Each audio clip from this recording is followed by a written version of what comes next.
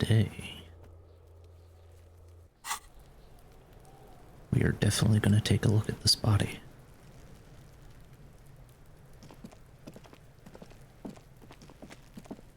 There he still is, looking right through you with his white eyes. The body below is entirely dedicated to that corpse smell.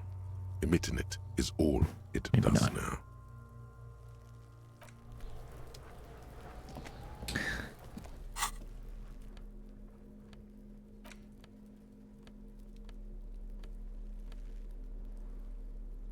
Man. Alright, I guess we're doing something else for a minute.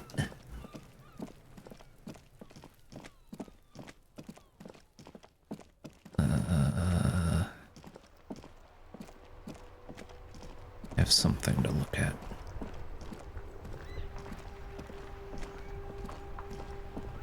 Inside, you see a set of steering levers, a radio microphone, a pull-out toolbox, and the soft glow of the fuel preheater gauge.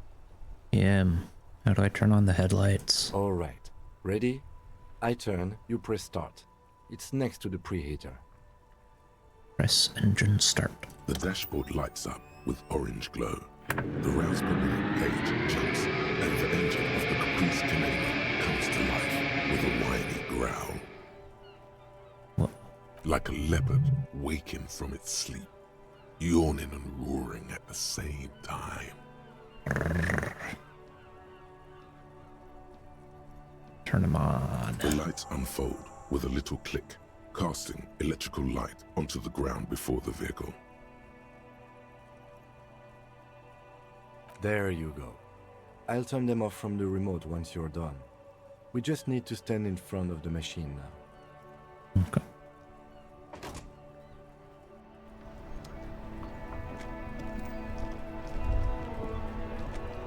As you hold your ledger's clip under the headlamp, an iridescent hologram appears. A street grid and the veins of a great river. A familiar sensation washes over you. There she is. Revachol West. It's a note of pride in the lieutenant's voice. Around the borders of the watermark are dozens, no, hundreds of micro-perforations. Look at the shimmering street grid. The rectangular watermark is overlaid with the logo of the RCM, and yet the major arteries of Revachol are all recognizable. They shimmer in the Kanema's headlights. Wait. Look around you. You catch a faint glimmer from a broken beer bottle in the distance. Sounds. Two men engaged in a drunken argument, followed by the closing of some distant window. In the middle of a broken plaza, illuminated in a cone of light, two men, one slim, the other sturdy. They are on the city stage, but only one of them knows his lines. Ah, Martinez at night. Where are we on this? Let me see. Right here. Says his finger near the top of the map, on a segment of coast jutting out into the great ocean.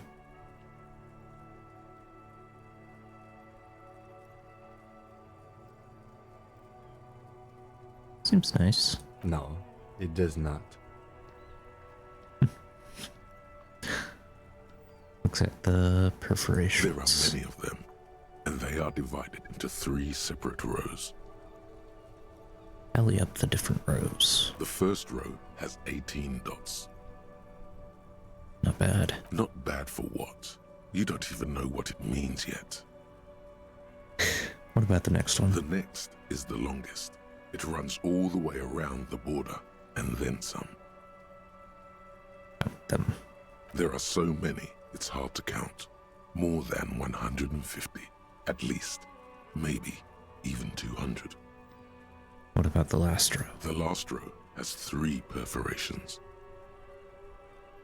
As you look at them, you feel your index finger reflexively contract 3 times. Seems like something I've done before. And something you'll do again before this is all over. Hey, Kim, what do all these holes mean? Those are perforations. They represent your record as an officer of the RCM. They are your statistics, as it were. I should have guessed you'd keep a record. Officers often do. Let's take a look. Son, here is where we score your life performance. You better hope it's good. Oh boy. The first row represents your years of service. 18 years. Okay, not bad at all. What did you do before you volunteered?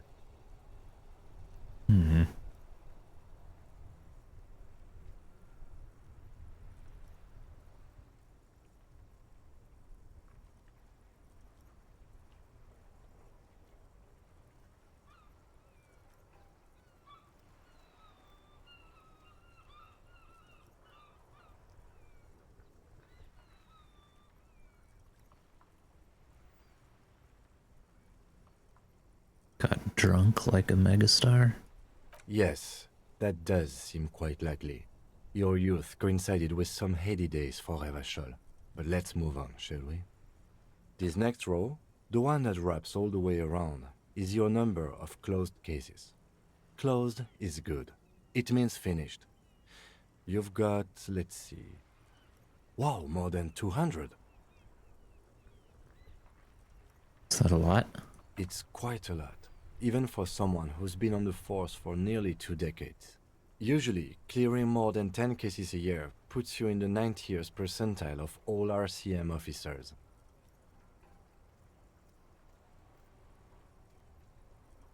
See, Kim, I told you I was a superstar cop. Call it what you want. You were a valuable member of your precinct. Now, let's look at the last row. You know the answer already. The tingle in your index finger gave it away. Those are my confirmed kills. 3 of them. That's right. How did you know? Felt a twitch. My index finger. Ah, right. Sometimes the brain's able to preserve certain responses even when conscious memory has been, let's say, misplaced. For an RCM officer, especially Precinct 41, which is in the Jamrock quarter, it's rather tame. I mean that in a good way. There are certain officers who treat their kills like some kind of ghoulish game. If they do happen to solve a case, it's usually by accident. Obvious the lieutenant doesn't think very highly of these officers. But it seems as though you are, or at least were, one of the good ones. So we have that to be thankful for. He's sincerely glad you're not a scary predator. Not to say relieved you're competent.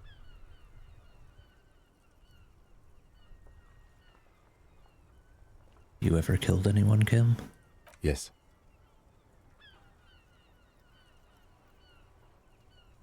How do you handle the strain? Everyone has their own method of coping. Some more effective or self-destructive than others. Gives you a meaningful look. Personally, I find it helps to keep up a few hobbies. Like tip-top racing. Par exemple, Maybe I should find a hobby. why not gardening? You've already got the gloves. Thanks for this. The lieutenant nods. Okay, let's go. Right. I'll go turn off the lights. You can now see your statistics on your journal page, to the right of the task description.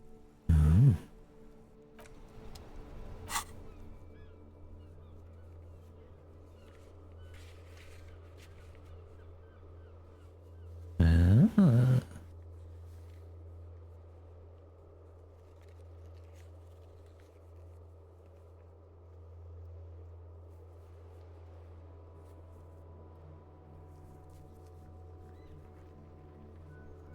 Amazing. Good cop, bad cop. Have I been doing good cop, bad cop? This whole time?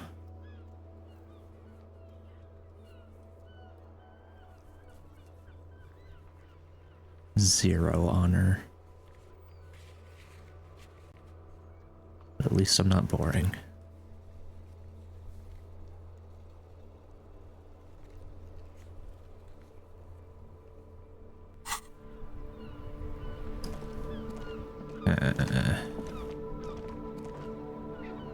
Any more I can't ammonia? believe it's snowing again. It felt like springtime just a few days ago.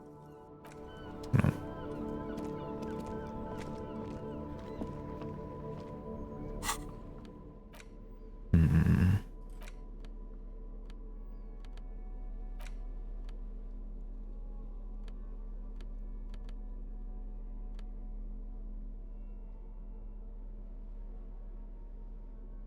Secret orbs.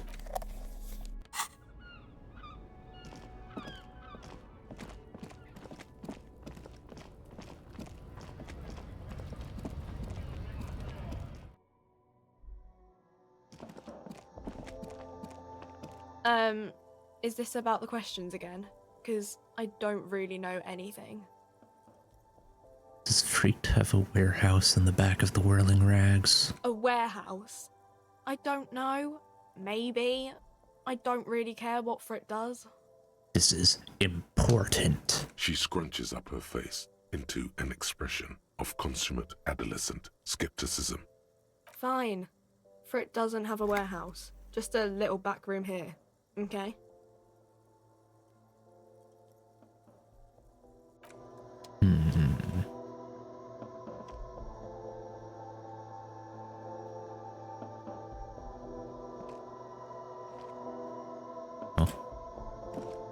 We should think about calling it a day, maybe. The nights are still miserably cold this time of year. I haven't paid the cafeteria manager for damages yet. We should take care of that then. I don't have the money. Let's talk to him anyway. An officer of the RCM shouldn't be sleeping in the street. We'll figure something out. Okay.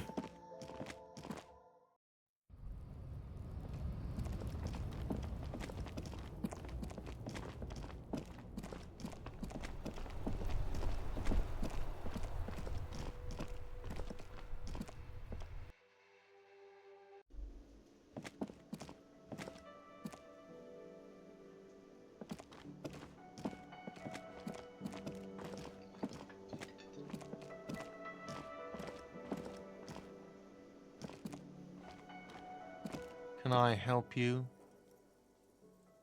Here's your trash container key. Thanks. I hope you found what you were looking for. And the victim's clothes. How strange. I certainly didn't put them there.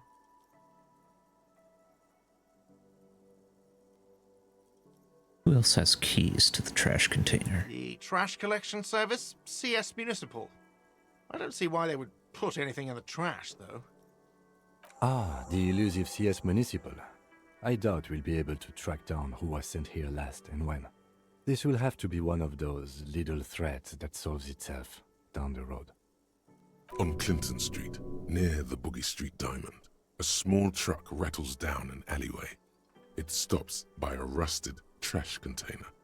Two men, their faces rough and swollen, jump out. They look at the container despondently. CSM is written on their backs. Thank you anyway. Someone on your staff have put them there? Sylvie had the keys before I got here, and I can vouch for her. I can vouch for all my staff. None of us would tamper with the crime scene. Maybe you don't remember putting them there. Maybe you were sleepwalking or in a fugue state. I think fugue states are more your forte, officer. Let's talk about something else. Yes?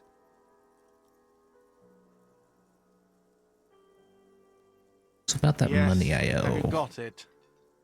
I was wondering if we could come to some sort of arrangement for tonight. Does that arrangement include you paying me what we already agreed you owe me?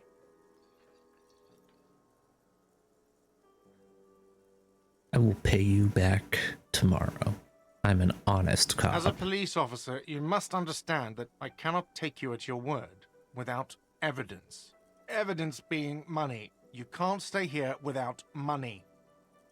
This conversation isn't going anywhere, is it? Not until you bring me the money. Okay, I might have something in my motor carriage we can use when you're done here.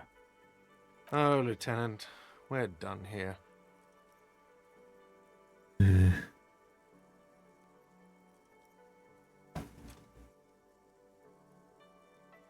I need a drink. Do I have a shaker in my hand? Is this a shaker? Oh, Am I wearing a little bow tie? Am I wearing a bow tie and doing this? Am I smiling? Do you see me smiling and shaking my little shaker? No. Do you know why? why? Because I'm not a bartender. I'm a cafeteria manager. Is there anything else you wanted? What you want is a goddamn drink. How is that so hard to understand?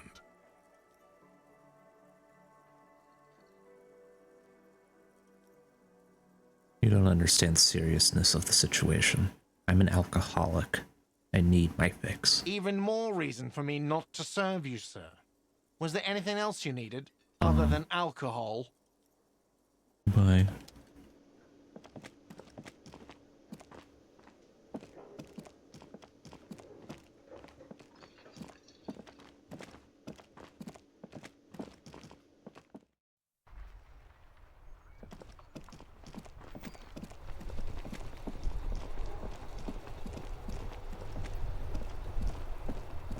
Car.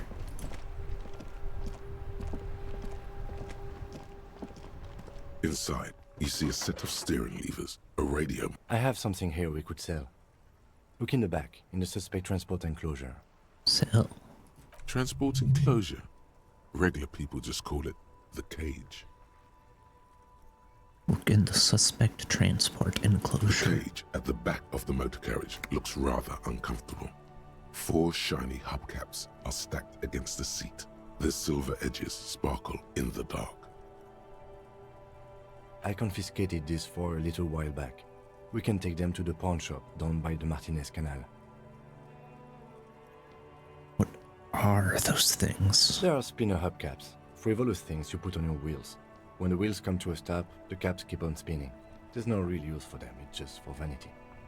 Honestly, that sounds like an amazing physics demonstration. What do you mean you confiscated A them? couple of weeks ago, I stopped a young man for going slower than the speed of traffic. Turns out he was some coalition official's son and high.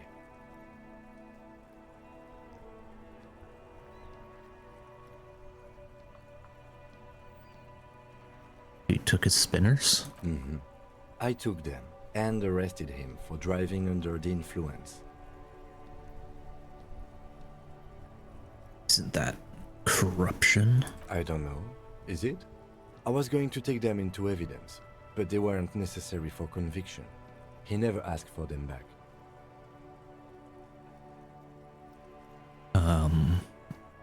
Did you want to put these spinners on your machine? No, that would be silly. I don't know why I kept them. It doesn't matter. I couldn't put them on this MC anyway. A cop with spinners. That would be outrageous. Yes. Outrageously cool. He flashes a smile, barely visible in the dark.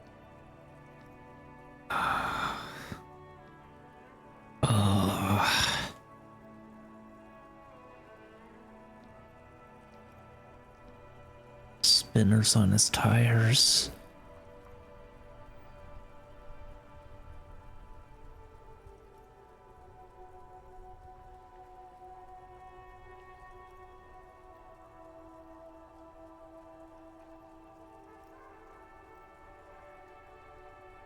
I'm sorry you have to sell them because of me. As I said, they are useless anyway. I should have remembered I have these earlier. Oh, man.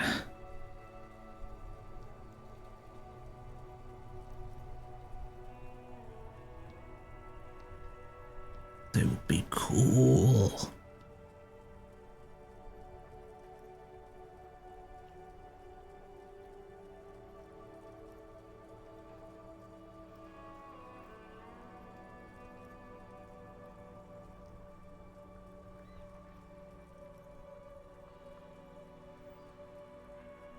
Okay.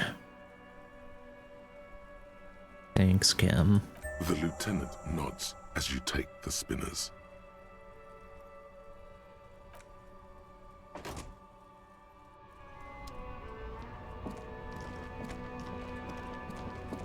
See how much they sell for. At least.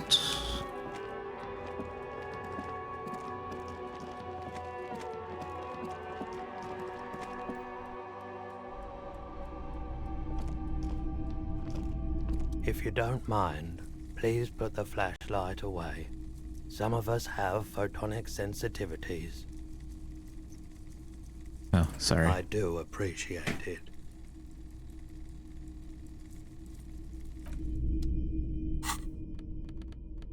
Here.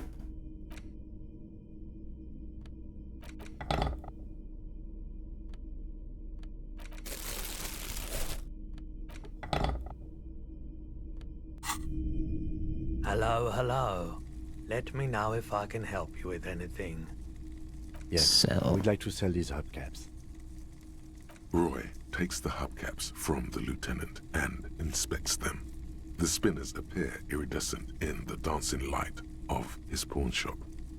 Yes, these are very, very good. Did you defraud some foreign prince for them? Jump-a-mesque banger? No matter. I'll give you 200 real. Yeah. No one was defrauded or jumped, I assure you. That's some real. Of course, I meant no offense. 200 real for you, officer. Delightful doing business with you. Do come again. Thank you. Takes the cash, then turns to you. Here's the 100 real you need for your bill. Do not waste it. Anything else you're thinking of selling? Yeah, fair. That's Another all. time, perhaps.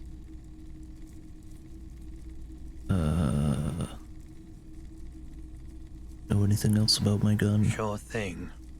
No. I Sure, don't. man.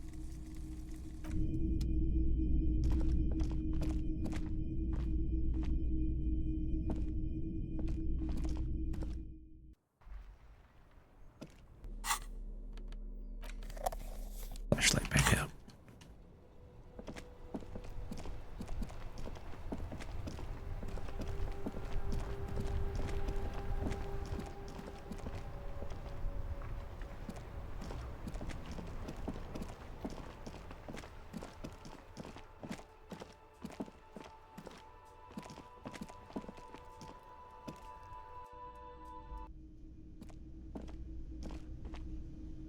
Actually, it's been a minute. You can probably try again, maybe.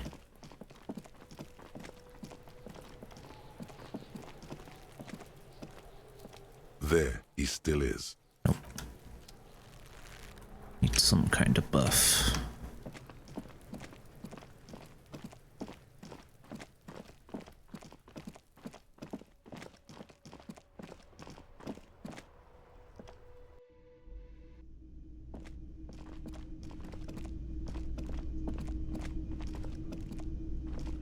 Can I help you? Yes, have you got it? Got your money. Well,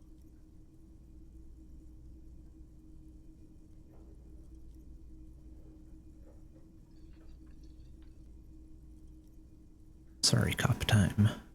Here it is. Sorry for the trouble. great. Thank you, officer. That's all I wanted. Payment for services rendered. If you continue to stay here, I just ask that you please pay your nightly bill in advance starting tomorrow. I'll unlock the electronic lock to your room. All the doors lock automatically at 9 p.m.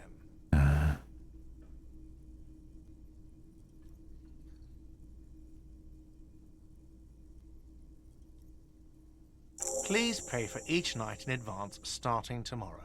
20 real per night. I'll take a room here too.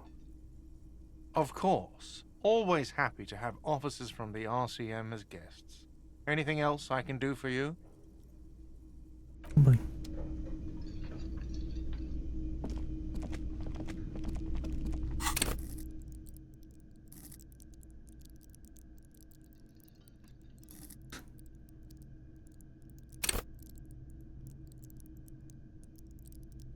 have to get more endurance just to look at this body.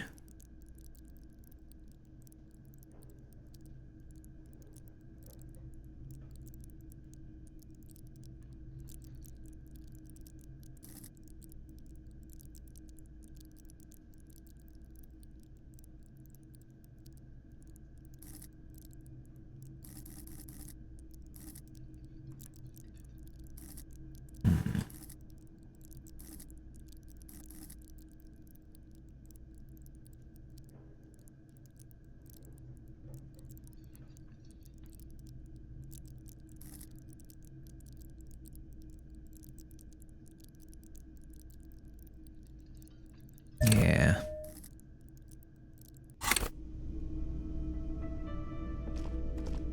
I'll be able to endure so much. Yes?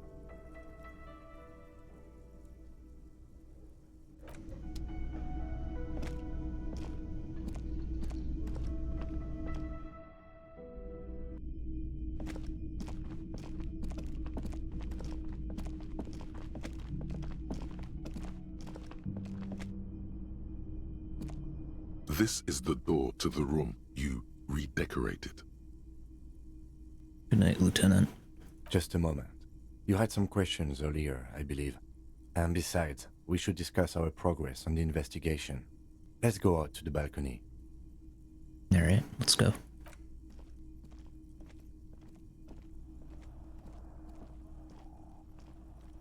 The air outside is brisk.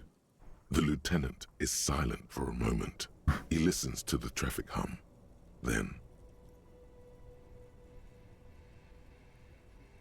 Where shall we begin? We should talk about the investigation, first and foremost. But I also remember you wanting to discuss the RCM? I didn't know you smoked, Kim. I have a cigarette every night when I go over my notes. It's something of a ritual.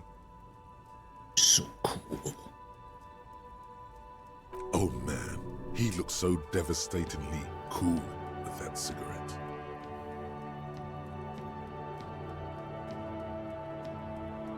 Cigarette is such a great idea. I'm gonna have one You're too. cold, detective. Again, I only have exactly one every night.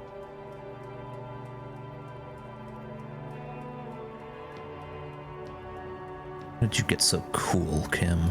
You mean this? This isn't cool. It's an unnecessary trial of will and unhealthy. Keeping the habit within the parameters he's given himself takes a lot of focus. It would be easier to simply quit. Yet, were he to quit, he would lose the cool factor. This man relishes his cool quite a bit below it all. Alright then. Debrief. Yes, it's been a long and eventful day. How do you think today went? Well, you were so hungover that you couldn't keep it down when we approached the hanged man, so we didn't even inspect the body. And there's still much to do at the crime scene too. We didn't search it thoroughly enough.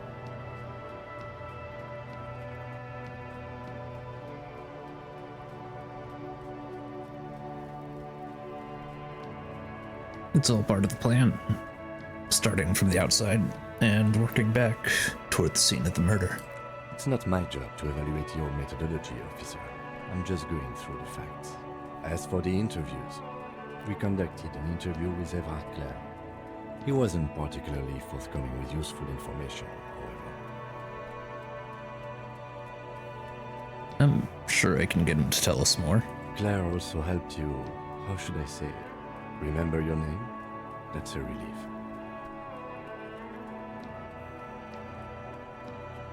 I want a different name, one I haven't ruined yet. You can look into the process of changing your name after we finish this investigation.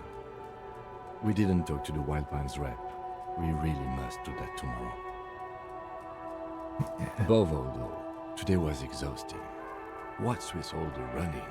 You run a lot. Is that a standard Precinct 41 practice?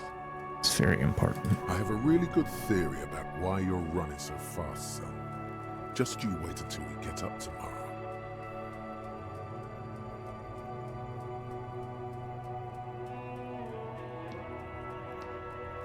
It's Part of the Jam Rock Shuffle. It's impressive, especially for a man your age.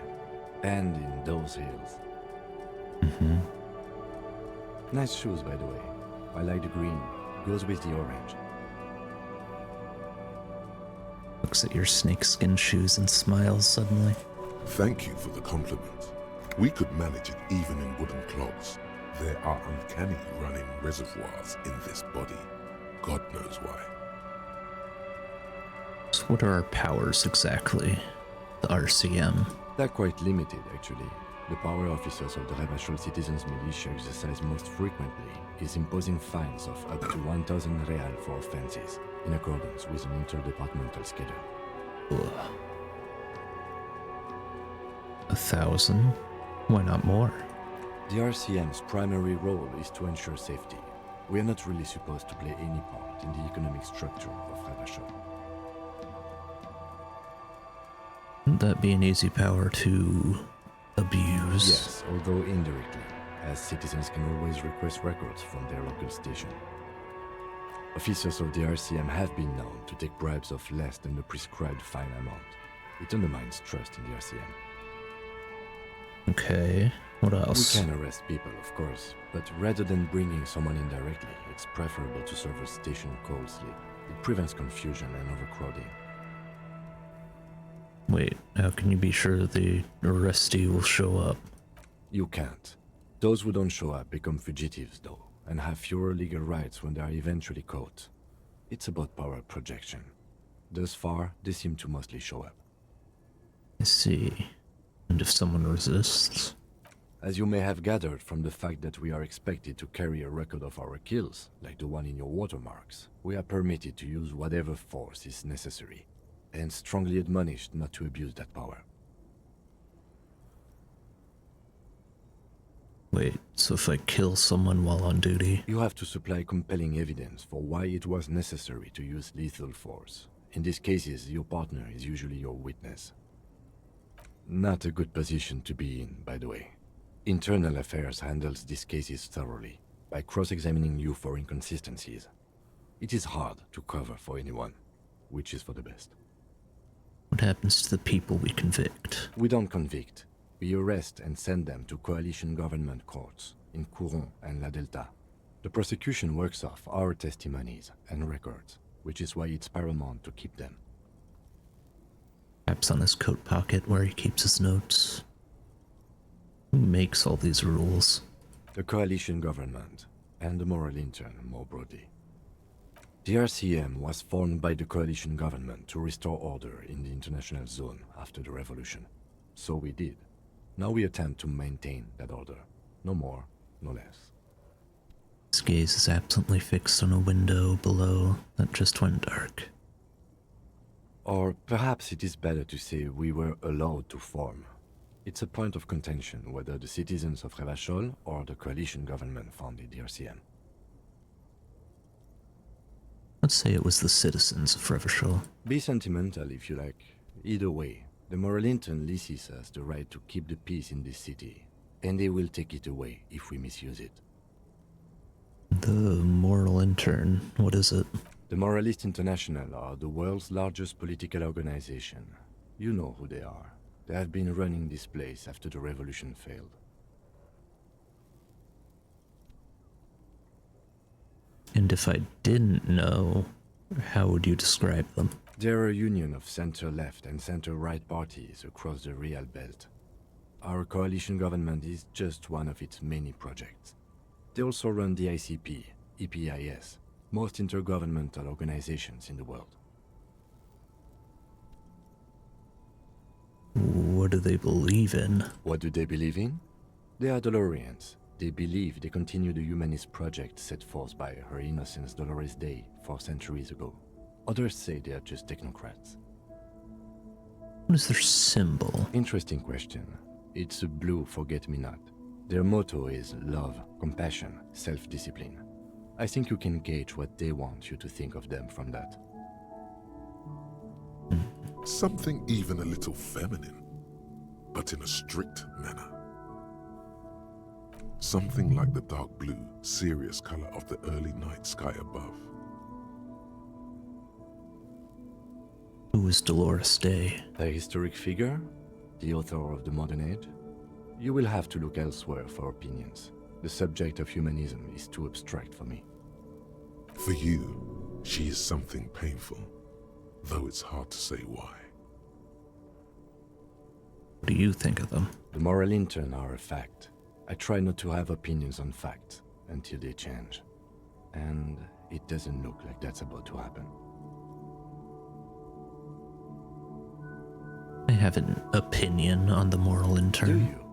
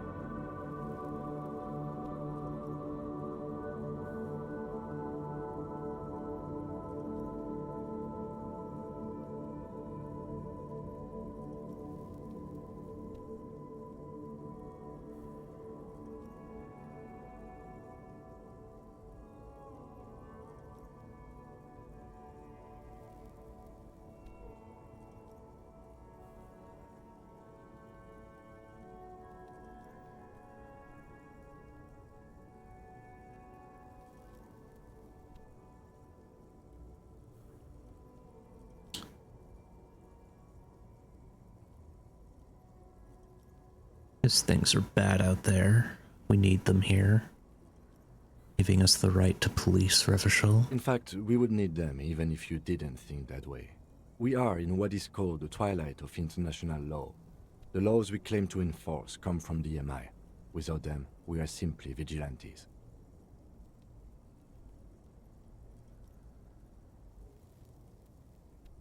Actually, vigilantes is okay with me. Then you will adore Martinez. For many of these people, the Union especially, vigilantes is precisely what we are. Personally, I don't enjoy it much. The lights of the orphan district are reflected in his glasses.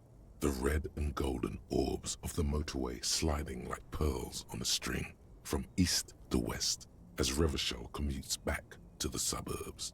Tomorrow is Tuesday. Monday is over. Say nothing. Just look into the night. The dying lights of the city shimmer below. Slowly, like luminous clouds, they pass on his lenses. The lieutenant looks at his slim cigarette, contemplating the next drag. They really don't like us here. And the mouth on that kid, Kuno. It's different inland, in Jamrock and the GRIH. Why are they like this? It's our fault for leaving this place to the dogs, to the Union, to the company, not daring to come here more often. This place has fallen between the cracks, the jurisdictions of our two precincts. And in Jamrock and the Grit? We run this city. West of the river is RCM land. Looks at the dark silhouette of the equestrian monument cutting into the night sky. It's incredibly hard. Human beings are... But we are in control, and it's worth it. The organization works, our systems work. If they didn't, the city would disintegrate.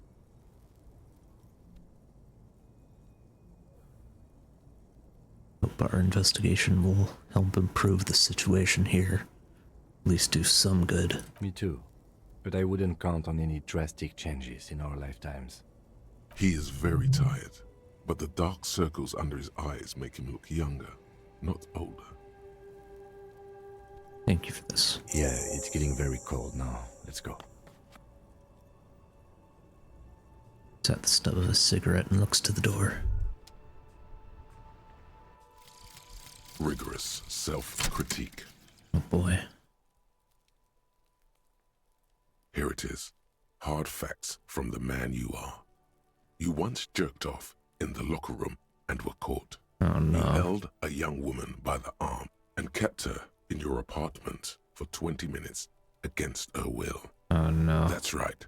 These are not flights of fancy. These are real deeds, Harry, emerging from the darkness of your past. You tried shooting a fleeing suspect in the foot, but hit him in the pelvis, crippling him for life. And, above all, you let life defeat you. All the gifts your parents gave you, all the love and patience of your friends, you drowned in a neurotoxin. You let misery win, and it will keep on winning till you die, or overcome it.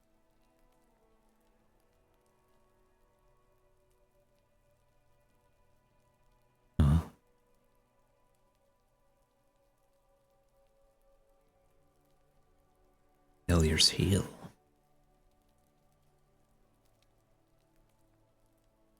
Interesting.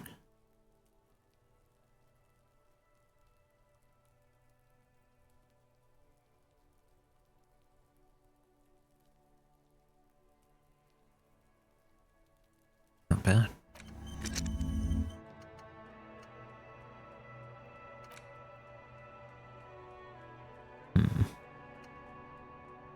Well, could have gone for Hobo Cop and slept in the dumpster, but we got a room now. Communism. Finger pistols, though.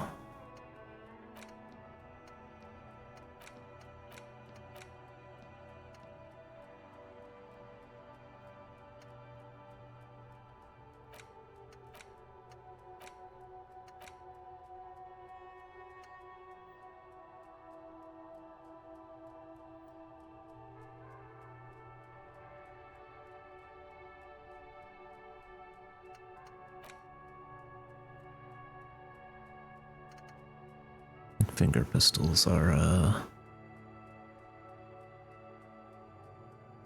very important.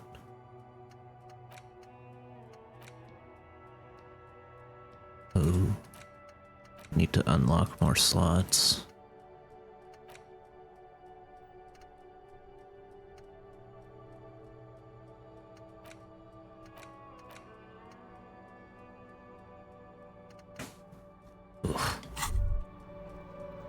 What's this?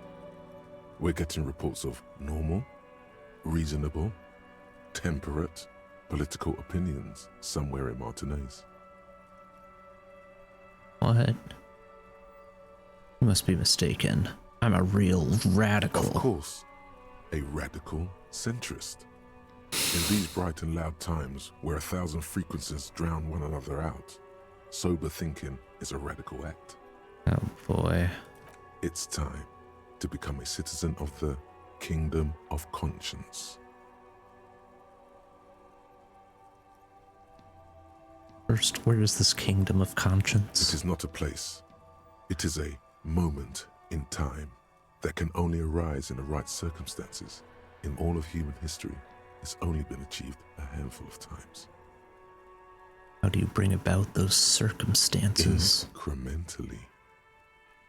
Yawn. You'd get there faster with a little speed. History's greatest catastrophes have been brought about by people trying to make the world a better place. Too quickly. That's the genius of Dolores Day. She recognized that progress is meaningless if its gains are lost because of instability. Real, lasting change can only come about gradually, increment by increment. What about all the things that are wrong now? Tisk tisk. Just because you live in the present doesn't mean you have the right to place your needs above the needs of the future. You may never live to see the kingdom of conscience. Your children may not.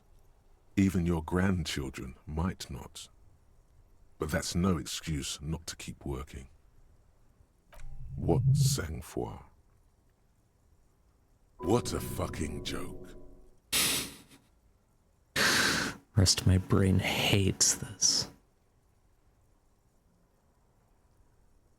Wait, is Kingdom of Conscience really about doing things or just preserving the status quo? Do you believe the status quo is preferable to chaos and bloodshed?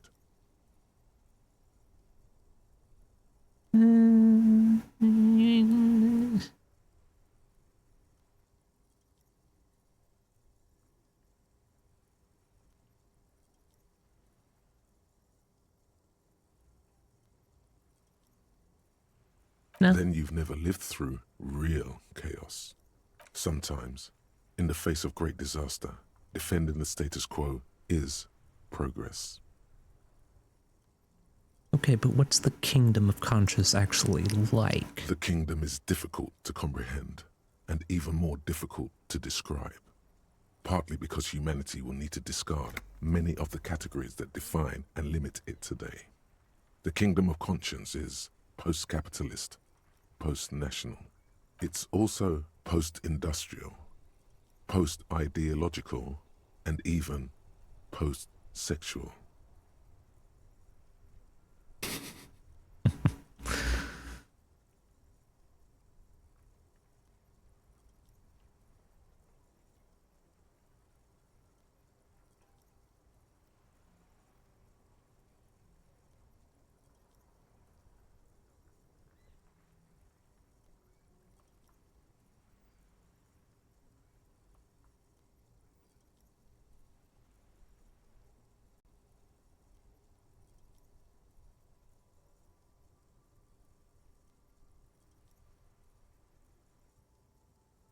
Man, that sounds kind of terrible. I don't think I want to be a moralist anymore. What you want is immaterial. The Kingdom of Conscience is coming, whether you like it or not. Oh.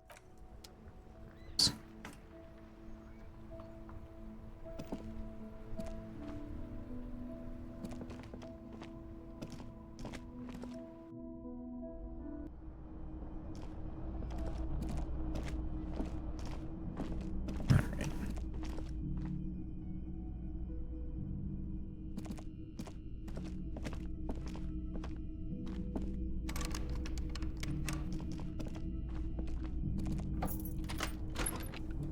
See you in the morning.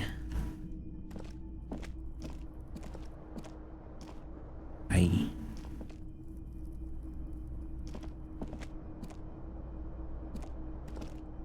The bed is cold and not particularly inviting, but it's yours.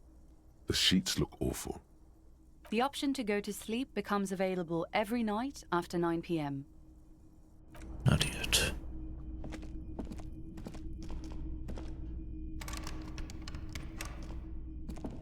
A mirror hangs on the bathroom wall.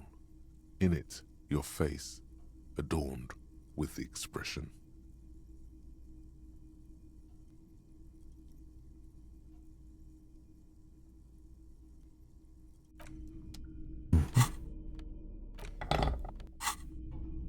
A mirror hangs on the bathroom wall.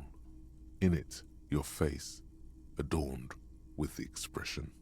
Use your chain cutters to fix the faucet. Stop steam from fogging up the mirror. The chain cutters slip out of your hands as you attempt to twist the faucet into place. Well, you know one thing for sure. You've probably never been a plumber. Well,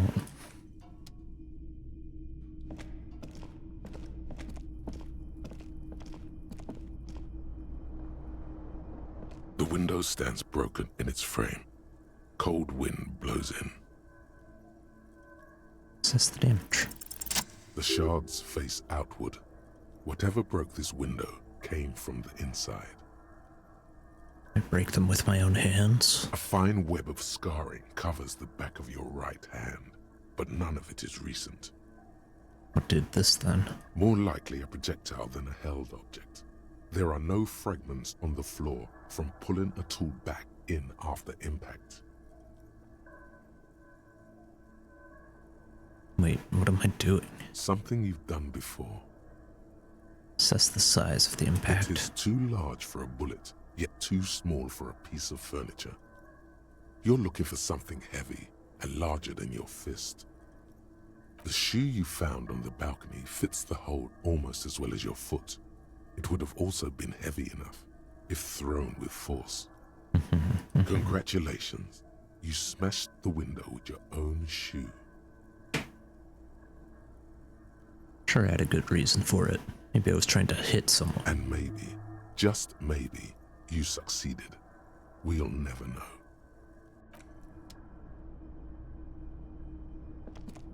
Maybe.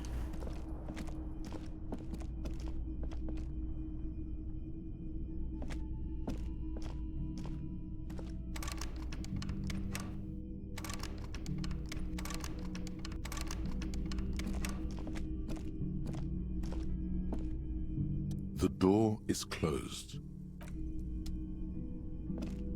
Yeah, we should probably sleep.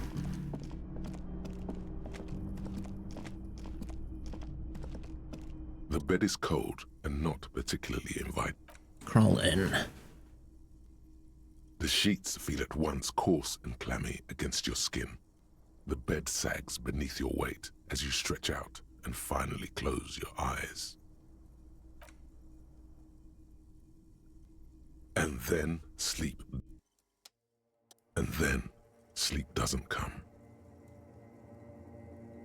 But I want to sleep. Obviously, you're in bed with your eyes closed, but it's not happening. Why? Maybe it's the bed's fault. Roll over to the other side. It's a little better. Colors, scenes, and half-formed phrases still litter your mind. Part of you is still trying to solve the case, isn't it? Who killed him? Who? Something to do with... What was it that the lieutenant said? Union? And it's gone again. Your thoughts lost between the slowing brain waves. No more thoughts. I'm full asleep now. Your breathing steadies. A great silence washes over you until your eyelids twitch in your sleep and images start forming.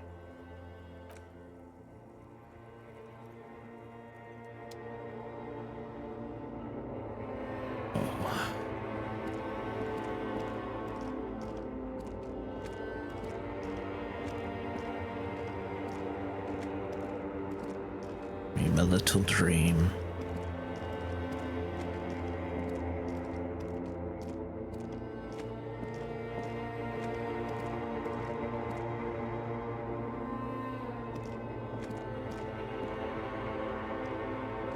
Do you remember the scent of your childhood?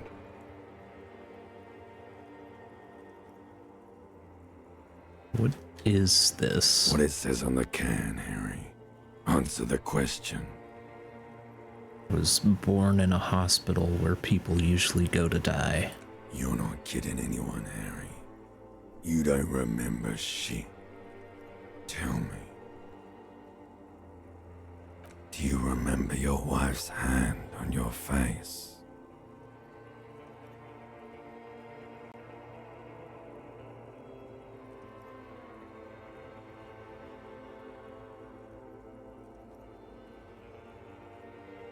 Said, who? Do you remember the warmth of her thighs, between her legs and in her mouth?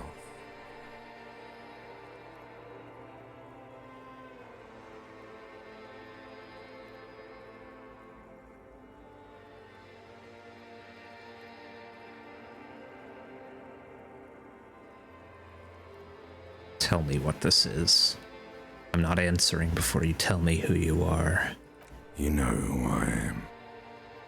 I'm the bad day. The one where you ask her, and then later in the streets, wandering. It's the worst day of all time, Harry dear. And it's coming. She will hear about it on the phone. Reality will turn into a grotesque nightmare. This will be the last thing you did to her. Tell me, do you remember the love of your life?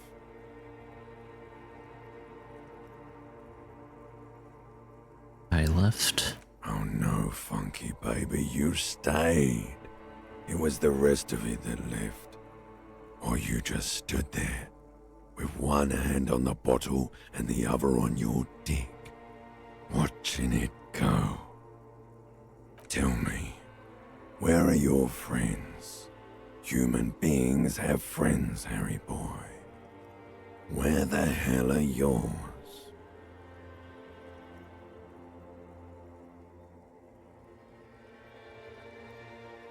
I don't want to come back. They were only cramping your descent into the abyss. Now they're gone. 3 times gone and never coming back. All of it.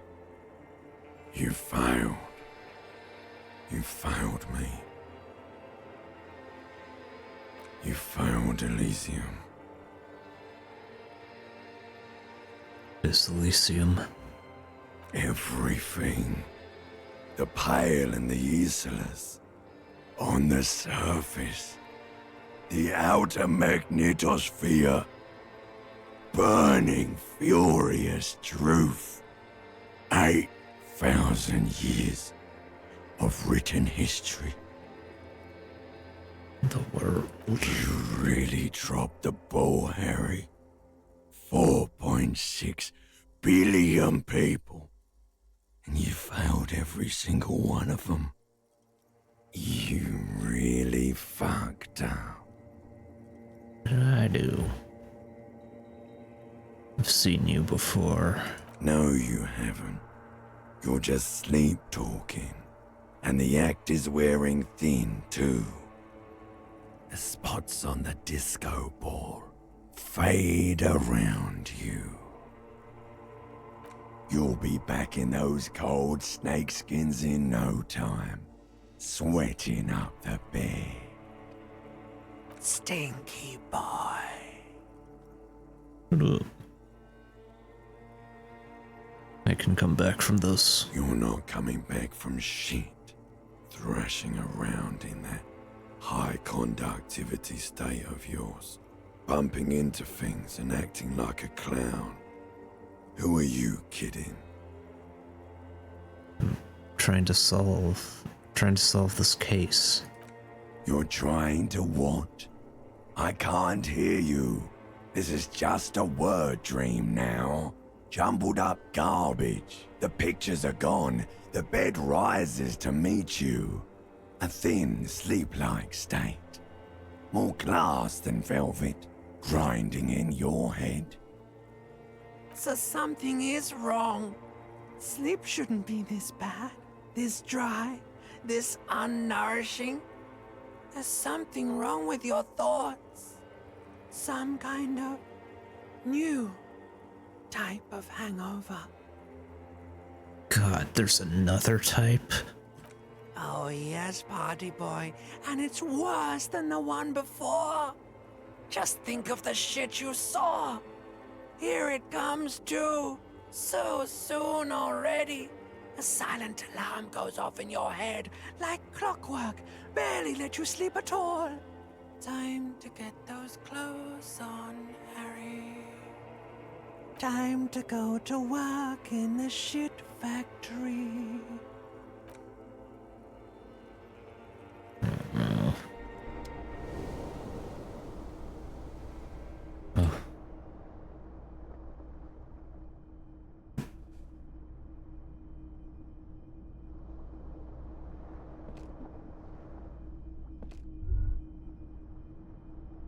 Good going, buddy. Oh, God. What the hell was that? Oh, just a dream. You have ones like that all the time. You feel even worse this morning than you did last night. The hell's going on with me? You mean, why are you so tired? Too tired and down to even think? It is worrying, isn't it?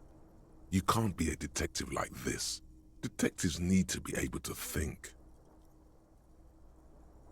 No, that's not it. Really, I feel super good. That's not really true.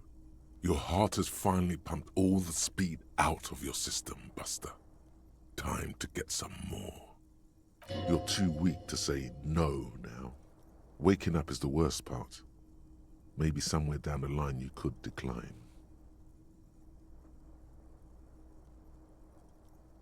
Wait, what is speed? Speed is a potent central nervous system stimulant. It kept you propped up all day yesterday, despite your debilitating hangover. How else did you think you even got up from this floor? It's power, man. It's professionalism. It makes you feel like you're young again and ready to detect. Ready to go to war against the world. No, I can take this. I'm not gonna go looking for speed. Are you sure? Ready to live as this pathetic shell of yourself for days? Basically, a week. Let's be honest, 2 weeks. Maybe 3. You won't make it. Half the town will be dead by then. You will be fired. That's a lie. I can do this without the speed. Half the town will be dead. Suit yourself, slow, sad shell man. See how you do without your spark.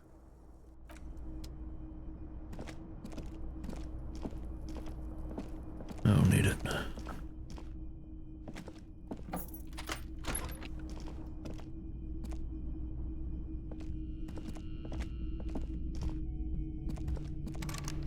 Knock.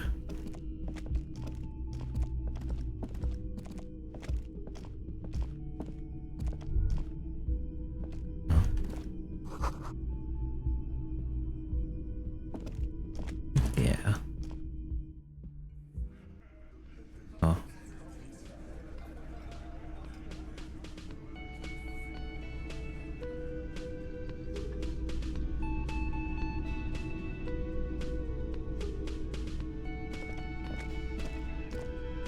Morning.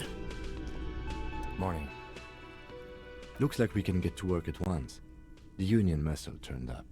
They look rowdy. We should talk to them. Why do we need to talk to him? A lot of things point to the dock workers union. The circumstances in Martinez, my preliminary information. Actually, that's not a lot of things. We should have dug up more yesterday. Still, we need to talk to them, and it won't be easy. What do you mean rowdy? I mean ungovernable. Martinez isn't exactly enthusiastic about the RCM being here. They prefer to be policed by the Union. These men here, men who drink beer for breakfast, there's talk of an armed wing of the Union called the Hardy Boys, who are responsible for state policing. I think it's them. Are these the men Gart told us about yesterday? I completely forgot. Sorry, I had a rough night's sleep. It's them by the looks of it. Loud and nasty, just like the manager said. One loose thread less to worry about, and one big problem to replace it. There's so many of them. Maybe we should call in reinforcements. That would just escalate tensions. No captain would sign off on it. Solving one murder isn't worth a conflict between the RCM and the Debarders Union. In fact, even the death of 2 detectives might not warrant an all-out war. So let's keep a cool head, okay? He's not exaggerating about that mortal danger, just calmly factoring it in. Your fists clench and your pulse rises uncomfortably. Let's roll. One more thing before we do. We don't have to talk to them immediately. We can walk right past them, continue with our business. Yeah, streetwise. Zoom right past. Do it on your own terms. Probably look at that body. They're in no hurry to leave. They think they own the place. Anyway, I leave that choice to you. Whatever you decide is fine by me.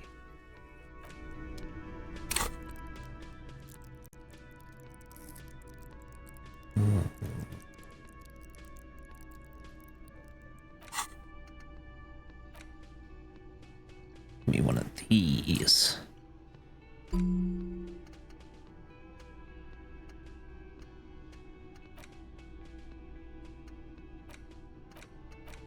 Give me the finger pistols.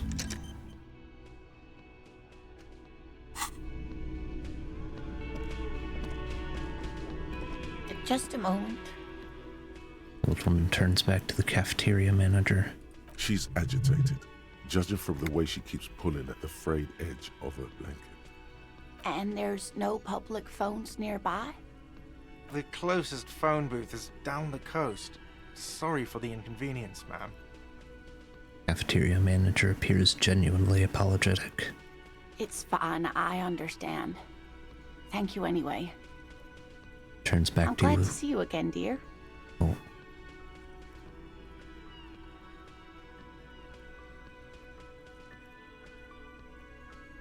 Good day, ma'am.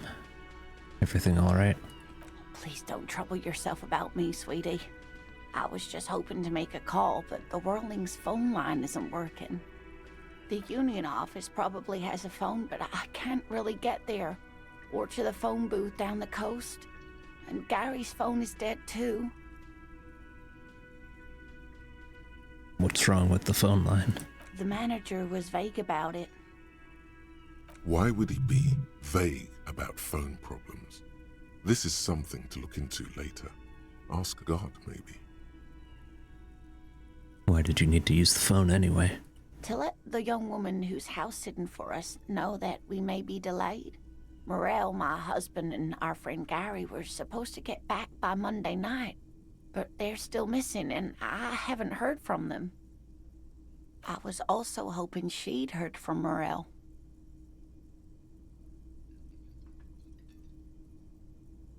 Okay, I'll bite. Has your husband gone missing before? That's just it.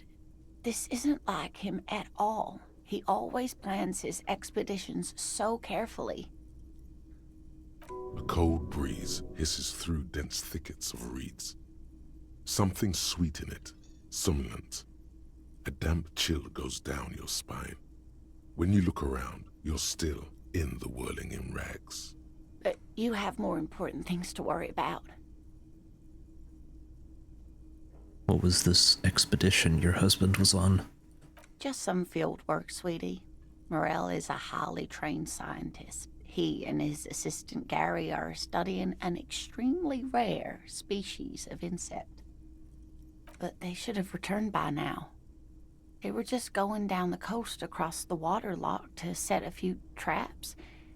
He said they'd be back on Monday. What could be keeping them?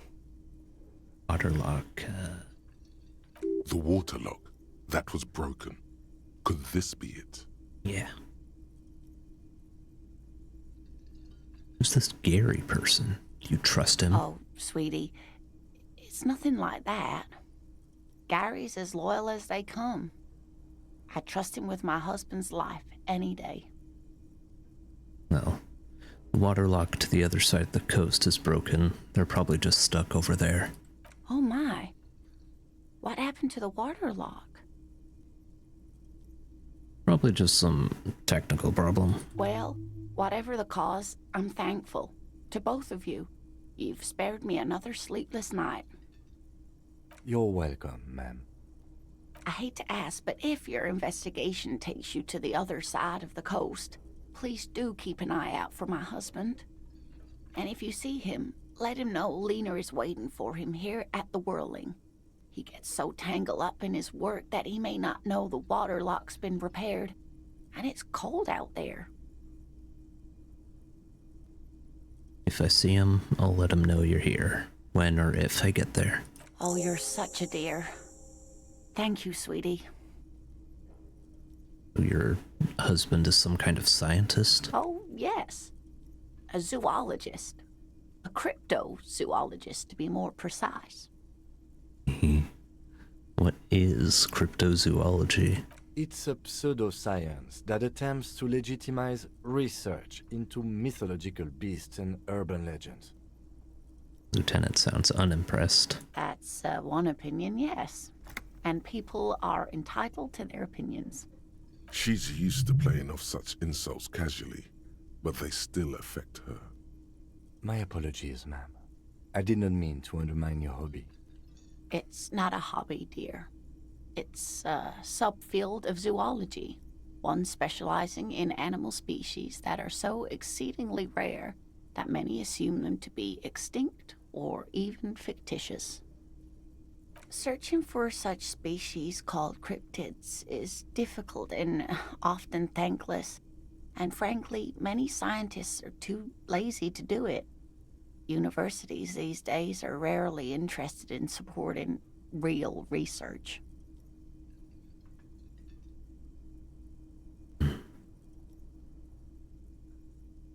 More about Morel. Looks, character, your relationship. Oh dear. I'm not sure where to begin. What does your husband look like? Well, his expression is slightly grumpy, but his eyes are always bright and curious, like a small boy's. And his palms are quite coarse from all the field work, but he's quite gentle. Let's try again. If I were to meet him on the street, what should I look for? Oh, well, he's a bit shorter than you, but with a larger frame, and he has longish white hair, usually a bit uncombed. You might say wild, even. The lieutenant pulls out his notebook and begins jotting down the woman's description. One other thing, he'll likely have all kinds of field gear on him, even if he's not out in the reeds, just in case. How long have you been married? We'll be celebrating our 16th anniversary this autumn. Not the most numerically satisfying anniversary, but I like the less obvious milestones even more somehow. How did the two of you meet? Via dating agency, I'm ashamed to say. I was looking to get back into the scene after recovering from my accident, and he'd just divorced. We hit it off, and, well, here we are. She's skipping over some important parts. Perhaps you'll find out more later. I think I have all the information I need. I hope I've been useful. Tell me more about this rare insect your husband is looking for. Oh, sweetie, it's fascinating, but I shouldn't bore you with entomological minutiae. The lieutenant gives you a sideways glance. No, I want to hear about the insect. Well, it's a phasmid, technically, but where other phasmids imitate sticks or leaves, this one's a living reed. It disguises itself among the reeds here on the Insular Indian coast. Reed bug. Hence its name, the Insular Indian phasmid. Perhaps you'll end up co-discovering the phasmid with us officers. Looks you in the eye and nods thoughtfully. There's a touch of awe in the way she enunciated the creature's name. I knew it. We're gonna be chasing made-up insects with cryptozoologists. It's not made up, officer. I can assure you. It's simply elusive, so much so that most establishment zoologists doubt it exists at all. What makes you think the phasmid is around here? Well, some teenagers making out in the reeds saw one. They didn't know what it was, of course, but there was a brief article in a local newspaper about their encounter with a ghost insect that looks like the reeds. Gary sent us the clipping. So newspaper clipping is all the evidence you have? Of course, most phasmid sightings turn out to be false alarms, but their description matched the Insular Indian phasmid perfectly, and they didn't even know what they were looking at. Enthusiasm has wiped the worry from her face. Her eyes sparkle behind her glasses. Seem really excited about this cryptid. I suppose I have something of a personal connection to the Insular Indian phasmid. All scientists have their little hobby horses. So is it dangerous? Not at all. Why else would it hide itself so carefully? Is it valuable? Oh, I doubt it. No one gets into cryptozoology for the money, sweetie. Does it have cool powers? Yes, it can blend in almost perfectly among the reeds. It's how it stayed hidden all these years, centuries even. Okay, what's so special about the stick bug then? Oh dear, I'm afraid I'm not explaining this very well. It is very special. Woman's face flushes with embarrassment. Morel can explain it all much better. I wish you could hear him describe it. Then you'd understand, I'm sure. Maybe you could convince her to tell you about some cool cryptids. You're an enthusiastic idiot, but you're still an idiot.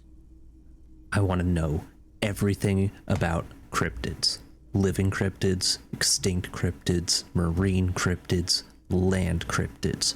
Bring it on. We don't have time for Cryptozoology 101.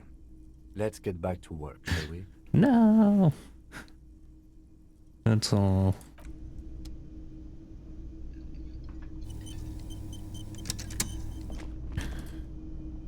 Can I help you?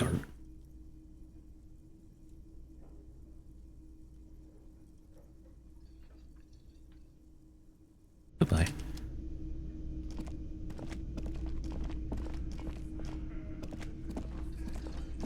Later.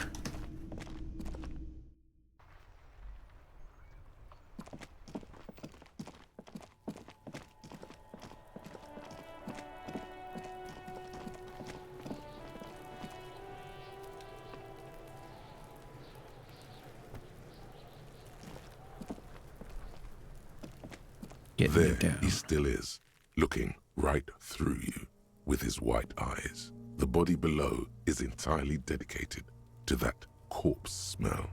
Hitting it is all it does now. 83%. You've waited long enough.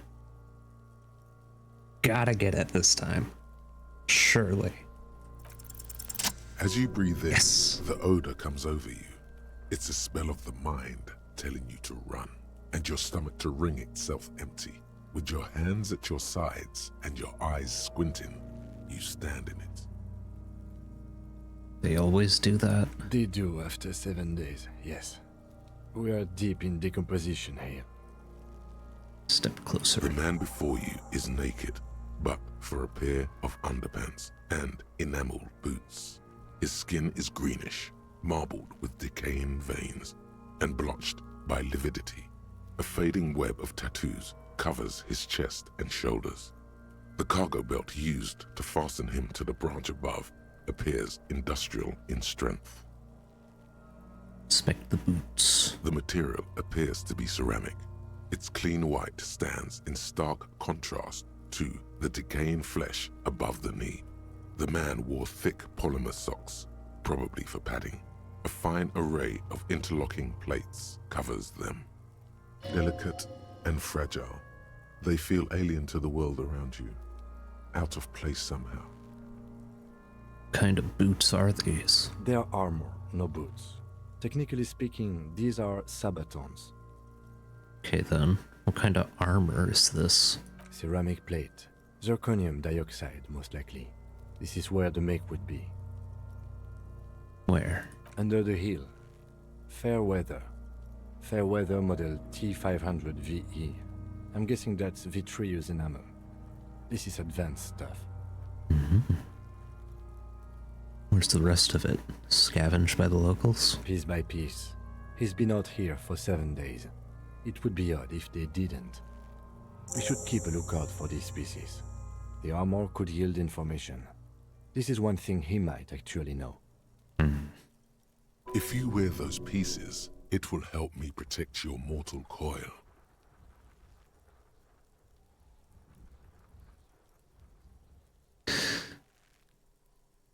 Why does my mortal coil need protecting? Yes, bullets will fly. They always do. And the coil is fleshy and mush and permeable. Cast it in ceramic shell. Resist death. Armored detective. I'm not squishy and permeable. I'm bark, sap and steel. Cast me in ceramic shell, but only for ritual purposes. It would adorn me well, bring me to attention.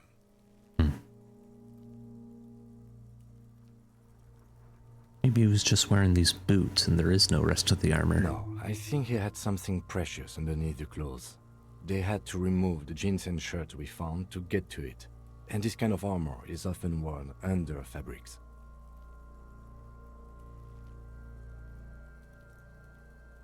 What if they told him to strip before they hung him? To demean him? They usually hang them completely naked for that. La puta madre, the Mazda, the Besmerties, and the like. This one still has his underpants. Fucking talking about underpants. Thank you for the input, Kuno. Material looks out of place here. It's expensive. Lieutenant draws a line in the condensation on the ceramic with his index finger. We've requested similar material for our tactical units for years now. The constabularies deemed it too costly. In that time, we've lost 6 men to semi-automatics. You're so cool. How much are we talking about? For a full set, about 4 years of wages. That's a lot, I take it. As a wage, it's regrettably small. But for a piece of hardware, yes, that's a lot. How could this man afford such expensive hardware? That's for us to find out. Mr. Gart implied he was security personnel for the harbor company. This confirms my own assumptions. Initial report? Just something I scraped together from my station. An area report on Martinez. I'm sure you did the same. Pretty advanced for a security guard. I agree. This equipment is way beyond what a guard can afford. Knock on the boot. A small bell-like sound fills the air, like tapping on the side of a porcelain cup.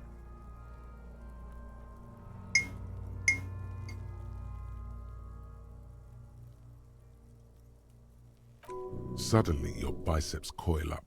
Your elbow is sharp and cocked for a punch. Break it.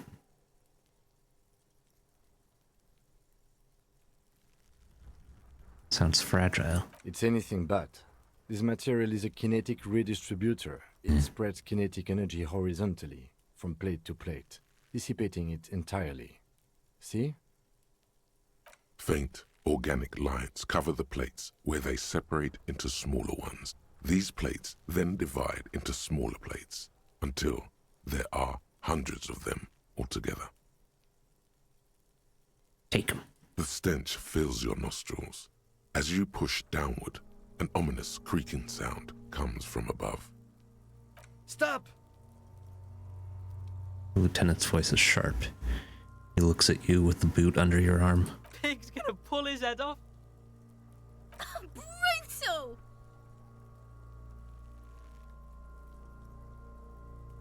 Oh. This is a bad idea, isn't it? You're going to pull his head off. Do it, homo!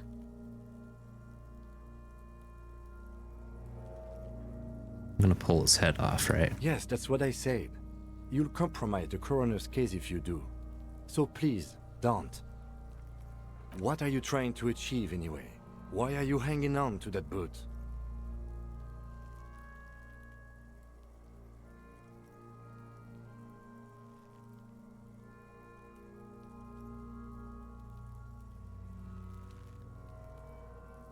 These boots would go super well with my bell-bottom pants. You do understand the boots are steeped in cadaverine odor, don't you? So are my pants. You have a point there, detective. You have a point. But And it taps on the boot. there's no way you're getting them off. All the organic matter in his body has been flowing down into the boots. They are fused to his feet now. Why do you think the locals haven't scavenged them yet? You're sure there's a way to peel them off, but first the body needs to be down. And second, it would probably be better if the lieutenant wasn't around. Sounds like a plan. The anticipation makes you crack your fingers. Feels nice. Nice and cracky. Get in those boots.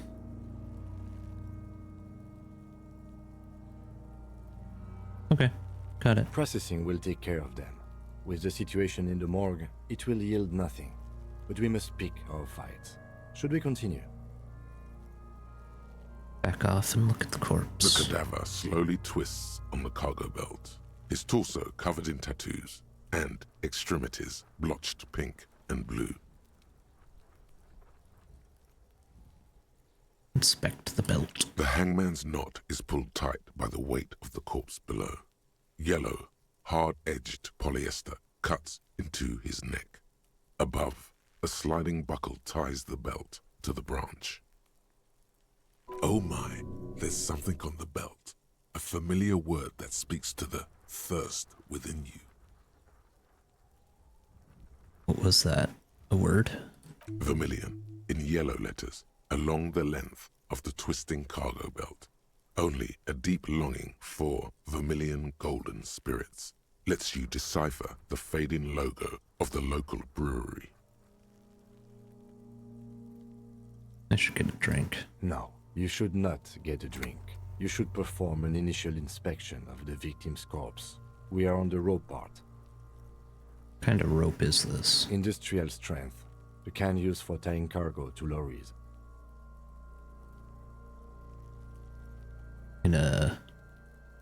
I can't come up with anything other than a harbor. Yes, it looks like they used whatever was on hand, paying no attention to not incriminating themselves. We're assuming dock workers from the harbor did it. I'm still approaching this as a lynching, yes. Motivated by the ongoing strike. You?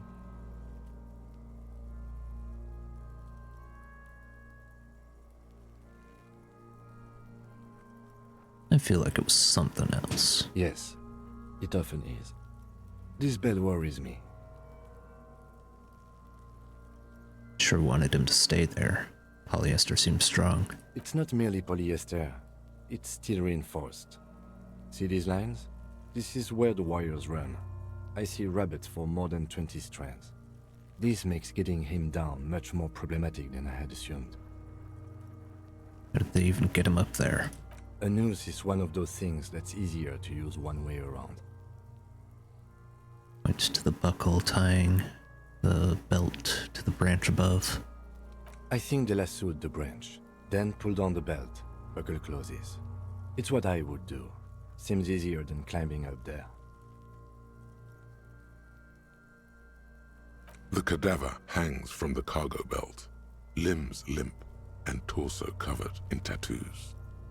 Inspect the tattoos. An intricate web of blue lines stretches across the torso, from the right shoulder to the solar plexus. Each time they intersect, a small white star is formed in their crossing. Hundreds of fading asterisks riddle his skin. Their concentration is highest around his heart.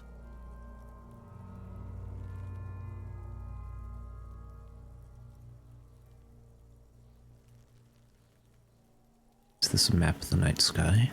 A map of the stars. I do see some similarity to astronomical charts.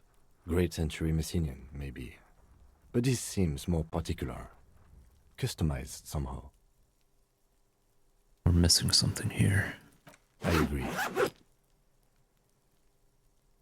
Sudden ring fills the air as the lieutenant pulls down the zipper of his orange jacket.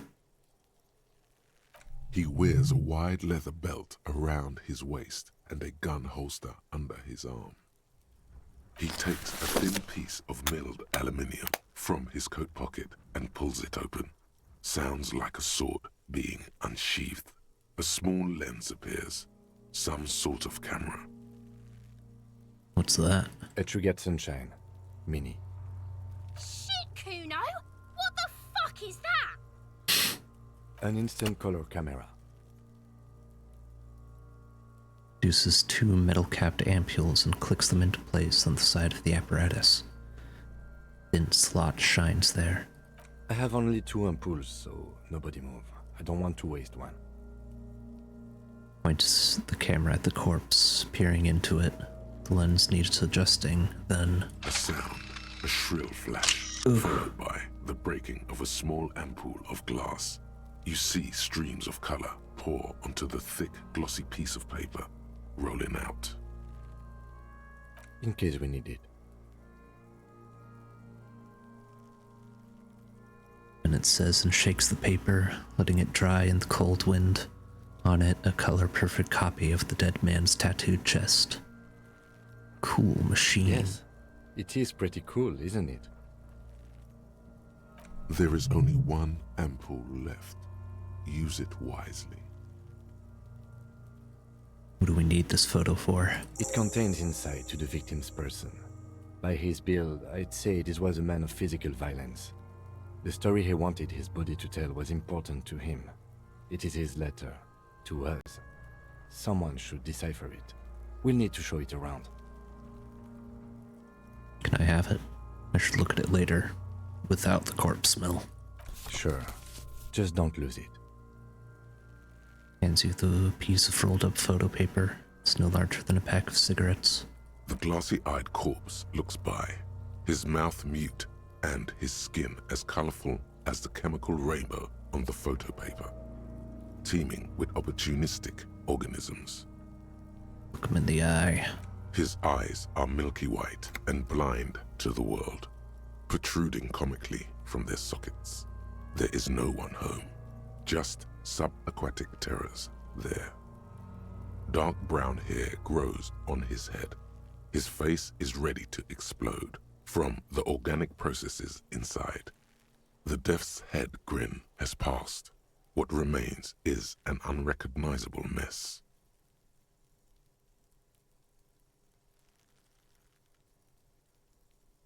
Tell me, who are you, dead man? I'm gone. Where have you gone? Into the wild pale yonder. Where's that? In the past. Way out in the west. See, you're gone, but who are you? I'm a joke. Look at me. There's nothing funny about you. There is nothing funny about jokes either. Who were you when you were alive? A killer. A motherfucker. And a killer. Takes one to know one. I have another question for you. Go ahead, Coppo. What is happening? What do you mean? I'm talking to you. It's the power of your... Black frothy liquid starts bubbling on his lips. Imagination. Go ahead. Ask me more questions. You fucking love questions. Why do I love questions so much? Because you're a copperoonie. Look at all of them go. Do you want more questions? Give me a comical amount of questions. Coming right up, copperoonie Rooney. This is getting upbeat now. Can't get the damn compartment in my ledger open. The blue heart. Oh, that's good shit. You'll love it. Just press down and fuck it open like you always do. I ain't gonna say it like that. Fuck it hard. Copopo the clown. He means force. It'll work. Is my name Rooney? Fuck no. You're no Rooney.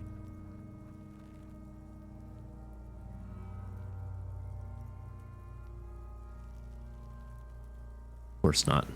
The name is Raphael Ambrosius Custo. Listen to yourself. You're not a Raphael anything. You're probably just Harry or something. That's right. Harry. I feel like I've been getting a lot of Harry lately. You might be onto something there. Why do I feel like I've forgotten something terrible? Because you have. Who killed you? Love did me in, Brother Copo. It was love all along. You ask me a question? Sure, Lobo. I can ask you a question. Why are you doing this? What? Looking at my face, motionless. Looking into my eyes, standing here. Why are you investigating my murder?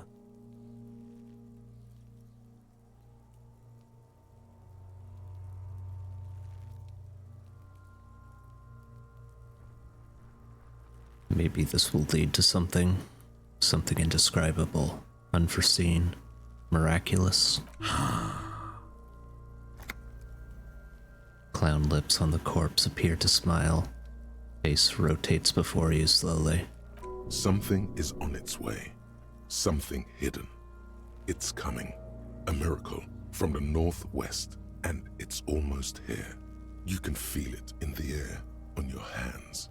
The cold spring air smoothing them over. I hate you. You stink and you're boring.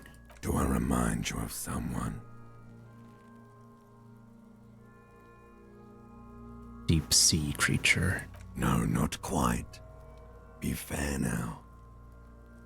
A baby affected with harlequinism. You sure I got out of that one? Coppellini. Enough. Come back later, Coppo.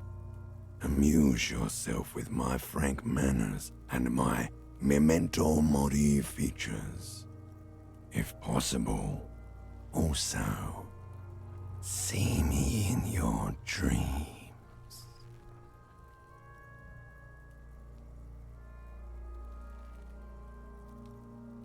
Squint and take a step back. As you narrow your eyes, the monster before you blurs into a violent mess of green and pink.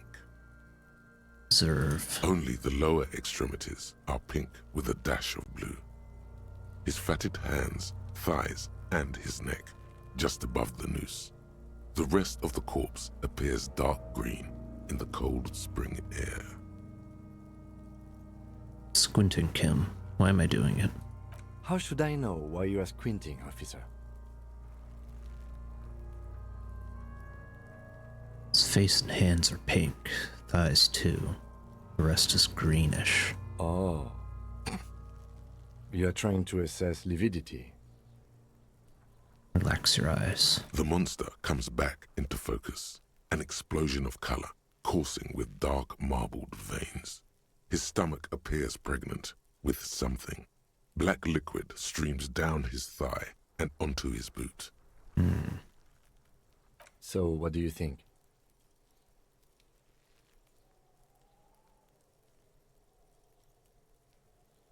I think he's dead. I agree. Totally dead. What is dead anyway? He is. I don't know what to think. What do you think? I think he was upright immediately after death. Blood has gathered in his hands and feet, and his neck. The noose acted like a tourniquet, keeping the blood in his head. The hypostasis here is in tune with the hanging. That's what I think. Could still be used moved after death. There's always a chance. We should check for ligament marks on his neck to see if they're in tune with the belt. We'll have to get him down first. Something is coming out of him. A pool of blood and feces has eaten into the frozen mud below the man's feet. Purge liquid is dripping into it, drop by drop. Awful. The victim appears to have contained no more than half a kilogram of digestion at the time of death. The fuck he's saying? Talking about shit.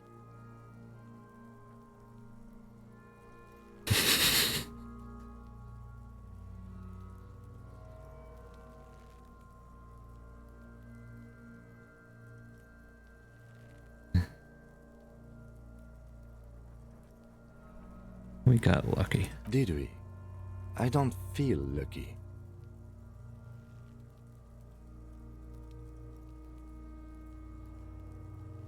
It's beaten up.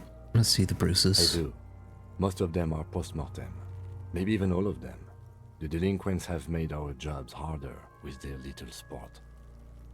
Stop talking in riddles, coin slot. He means you fucked him up good, Kuno. Fucked him up brutal like. Back off and catch your breath. There is no breath to catch. Only the cadaver filling the air and your nostrils. He slowly rotates before you, decomposing.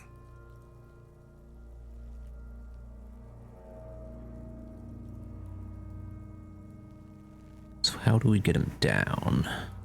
Are you sure we finished the preliminary examination of the cadaver? We might miss some of these things once he's done. The cadaver slowly twists on the cargo belt, his torso covered in tattoos, and extremities blotched pink and blue. Of course. You have questions, don't you?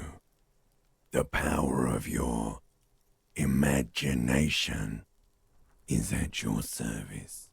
No. Come back later, Corpo. Amuse yourself with my... Yeah, we're done. The steel-reinforced belt presents a unique challenge. I brought chain cutters, but I don't see a good angle of approach to the belt. The cadaver is a good 1.2 meters up. Neither one of us can reach the belt without assistance. And even if we do, there's the question of cutting it. There's no question. There's only cutting. How hard can it be?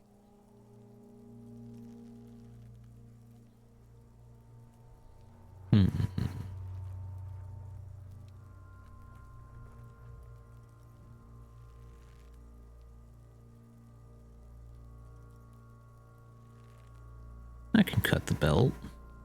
Easy. And I already have the chain cutters. I don't doubt your physical prowess, officer, but that's aircraft-strength material, and we do not have a secure platform to perform the procedure on. The risk of acrobatic failure is one we cannot take. We must not become comedy for the locals. The fuck have you got against comedy, pigs? Saw the branch. Climb up there and saw the branch? Yeah, either one of us could do it. Could use the kid's ladder on the side of the tree. I don't trust that ladder. The assailants didn't use it. It's rotten and less sturdy than it looks. And I don't see another good way up there. Honestly, I prefer a non-acrobatic solution to this. Looks around, then at you. Why? Clown cops climb tree, fall down. Enraged cop assaults children after falling from tree. Cretin cop, they like that word, saws the branch he's sitting on, literally. Local children report corpse mutilation. Fuck yeah, climb that shit, monkeys. See, you're only making them do those things less.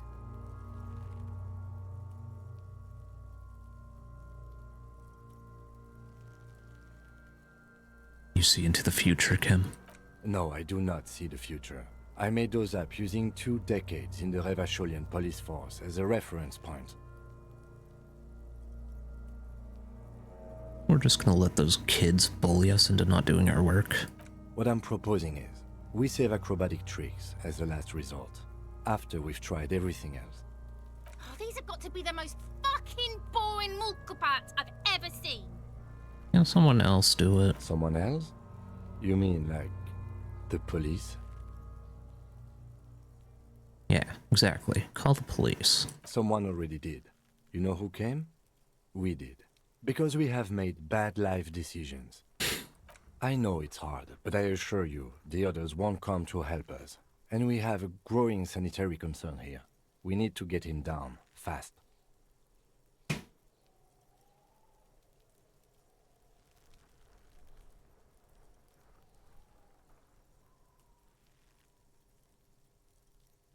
Maybe we can ask for help from the harbor. I was really hoping we wouldn't. The Union appeared to be suspect in this case. It seems like a dangerous route to go down. Confirmed. It's unsafe. Yeah, let's reconsider. But what other options? The corpse twists on the belt, like chicken on a skewer. Maybe we could shoot him down. Yeah! Bang bang time, pig! Shoot his head off! How?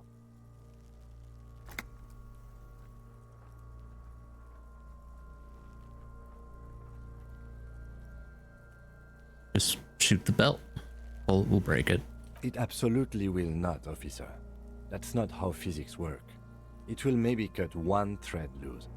Yeah, now we're talking. Entertain a Kuno with some shit. They'll miss. The pigs will miss Kuno.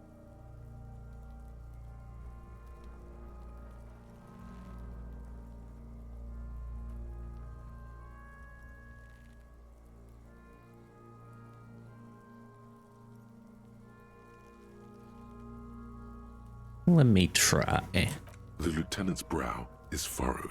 He appears too deep in concentration to even notice what you said. Take the shot, Lieutenant. What's the worst thing that could happen? I'll blow his head off. Take it. Take the shot. Yeah, take the shot. Kuno wants some of that shit. Silence. With his elbow sharp, the lieutenant unzips his jacket and produces a lightweight firearm. He drops a paper cartridge in the barrel, separates the scouring stick, and gives the cartridge 5 tucks, securing it in place. He then steps back and assumes the fellow's desk position, taking aim. The corner of his eye twitches. His finger is on the trigger. Easy does it, partner. He's gonna fucking miss. The kid's voice is drowned in a shrill blast that echoes off the walls of the surrounding tenements. A cloud of smoke slowly parts in the air as the lieutenant steps back and says to himself, God damn it. a lot of things were wrong with that shot. The fellow's test was the wrong choice. His shoulders were raised, but above all, he cannot trust his eyesight. Oh my God, that was so many types of wrong. You taught Four Eyes to shoot. Whip up a grueling training regimen for him right now.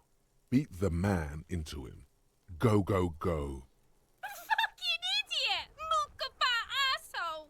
Kuno could have hit it easy, but then Kuno's not fucking handicapped, is he? It's okay, man. Kuno's sorry too. Kuno feels sorry for the Beano Clad. The lieutenant doesn't say a word, just looks at the gun in his hand. Try again, maybe. No, we are lucky as it is. We didn't break anything, and the victim remains uncompromised. Looks around you at the windows overlooking the yard. Any more mistakes could put us in an unfortunate position with the locals. We have eyes on us. I didn't do us any favors with that. I can't be mean to Kim. I can't do it. I have to No. say, it's beginning to look unlikely we can get him down without assistance. You know, you don't feel like too bad of a shot yourself. Take his gun and show him how to use it. I have the gun. I should try. It's bad as it is. Us shooting firearms like punks. He pauses, then shrugs and proceeds to load the pistolet. Go ahead. I'm not stopping you. Just don't lose it. The piece shines in his outstretched hand. They only have one gun. This is the sorriest pair of pigs Kuno's ever seen. Yeah, take it, you fucking banani poika. Take it and shoot yourself in the mouth. Feel the weight first. The cold piece of bakelite and gunmetal is surprisingly light. Shoot, Kuno. Your fingers fit right through the guard, instinctively resting on the trigger. You've held this, an A9 armistice, before. At some point, it probably used to be your choice of firearm. It still feels comfortable, like you never laid it down. The fuck are you waiting for, Kuno? Tell him to shoot himself in the mouth. Kuno is silent. Aggression gathers in the air. The trigger feels delicate and ready to break under your finger. Point the gun at the belt. The buckle comes into focus in your sights. You stand with your feet planted firmly in the ground and your left hand supporting your gun arm.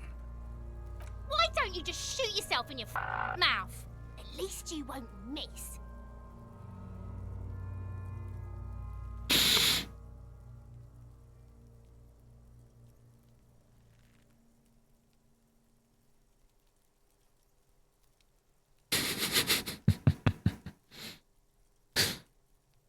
Ain't the kind of Kuno is. Do it! Set me free! God. Don't.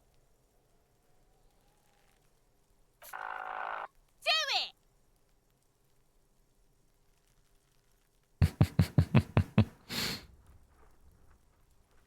Ain't the kind Intense shit, Copper. Kurt waved his gun! It wasn't intense, it was pathetic! Fuck. Close your left eye Your first. field of view narrows. The branch slowly moves, becoming entirely two-dimensional. The metal buckle glimmers, catching the morning light as the corpse slowly rotates. Look, he's crying! You gonna cry now, fucking faggoty?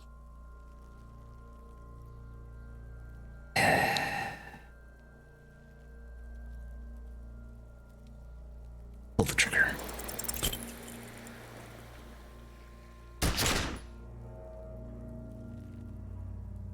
A plume of smoke erupts from the barrel. Your hand goes numb from the explosion. With your ears still ringing, you lower the weapon to see what happened. You missed the belt, but hit the corpse straight in the chest. Bits of ribcage protrude from the skin. No blood, only a murky sludge dripping down his belly. The sudden stink makes your eyes water. Oh my god, he's gonna fucking cry! I knew it! What a mulko! Ask for another shot. You'll get it with the next one. The goddamn light reflected off some window. Surely. Can you reload it, please? I need another shot. The cadaver is already compromised bad enough. We don't have to make it worse. It came out wrong. You made it sound like you're some sort of roulette addict looking for a fix. Ask again. More control this time. Please, Kim. There is silence. Vitupa wants to fuck up again bad!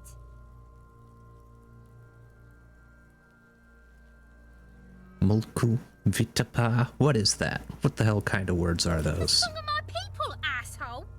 Don't provoke her. Lieutenant takes his sidearm from you, then holsters it. Shot him in the chest! What a fucking idiot! It's not the gun's fault you can't shoot. It's your pig hands. Pigs don't have hands. They have, like, fucking hooves or something. Kuno has hands. Kuno can shoot that shit down for you.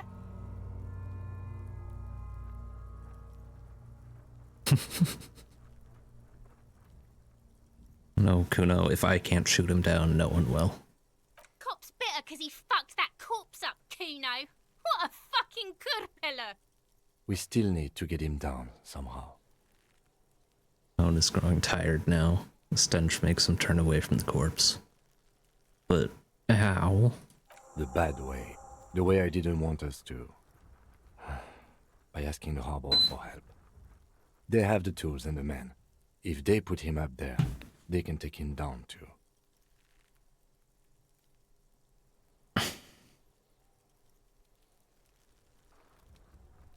Really fucking this up. Would it be dangerous? To ask the suspects for help with the victim's body? To be indebted to Everard Clare? Very much, yes.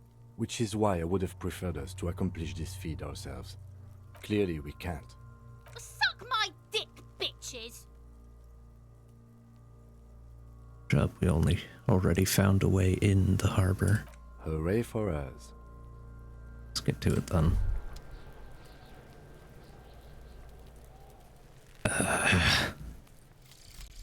Finger pistols, 9mm. Snap, snap, baby. Turns out guns aren't that much for protecting as they are for attacking people. If you want to protect people, really work for them, you have to whip out your signature dual 9mm Villiers finger pistols. Who needs real guns anyway? That conversation you just had? It would have gone better had you snapped those bad boys at them. Note, 9mm dual finger pistols do not count for an actual weapon in a gunfight. Okay.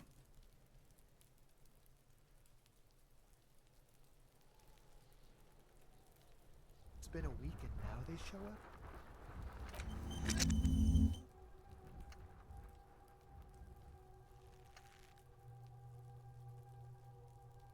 Amazing.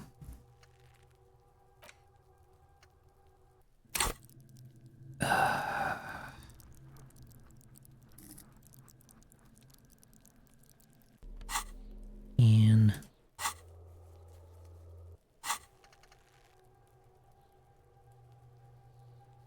let's get some more thoughts going. You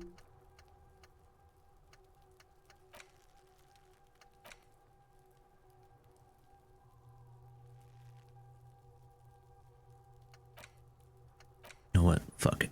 Communism.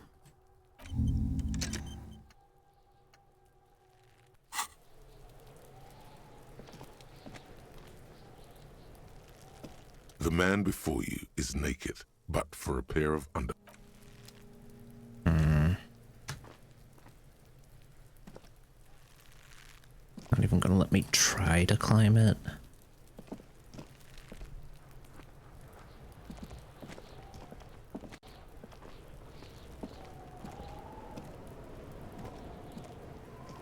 So you tried to kill Kuno's girl? What's up with that? You want to talk about it?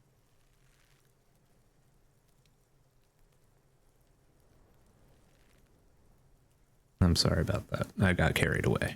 Do this shit again, and Kuno's gonna climb in your room at night with a knife. Kuno knows where you sleep. The pig who fucked his window up. I'm gonna climb in through that balcony, put the fucking knife in you. Yeah. I've been in your room. But you and Kuno are good for now. Pals, shoot that shit at Kuno. Let's have a jolly time. The determination in his voice leaves little room for doubt in his sincerity. He means every word. Needs to be taken seriously. Okay. Let's. And you're back in business with the Kuno. Now what is it? Kuno doesn't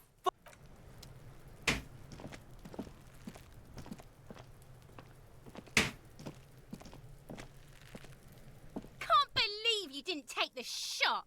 Fucking coward. Waved a gun like a clown. Next time you point that shit at me, you better take the shot. This kid is way, way worse than the other one. Her knuckles have turned white, holding on to that fence. She's been here for days, seething. I'll die before I squeal, pig.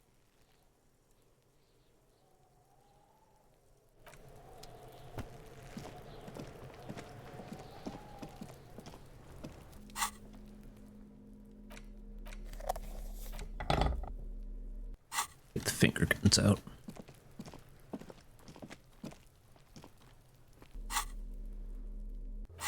Oh boy.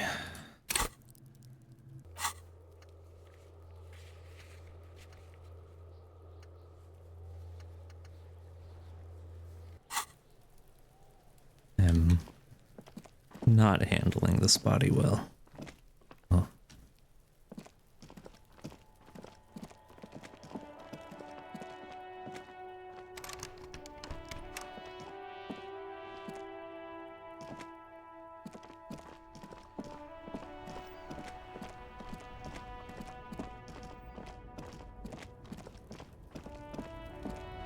Screw it.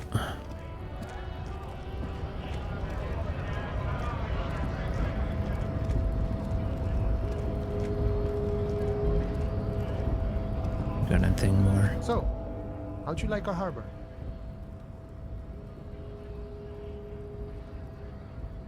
Labor utopia. It's but a rest area on the path leading across open plains. Notes solemnly, then turns to you, a wide smile adorning his face. Right. You talk to the boss, eye to eye, like men of the plain. If you have any more questions, I'm set to talk. Short on money right now. Can you give me some of it? Sure thing, my friend. I can help you out. Coin. The coin lands into your hand as if it has always belonged there. The swallow returns. Appreciate it. Always glad to help out the RCM. Shame I can't do more. Things are meager at the moment due to... You know, the winter's fat is slowly running out and all. Still better than scabbing though.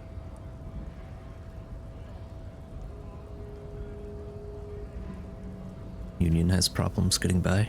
Nothing to worry about really. The jam's a bit of a mess, cargo can't get in or out. The rationing is a bit stricter is all. Supplies should last the strike though. Every little bit helps, you know. I'm always glad to help out when possible. Not like these slithering scabs. Good talking to you. Sucker.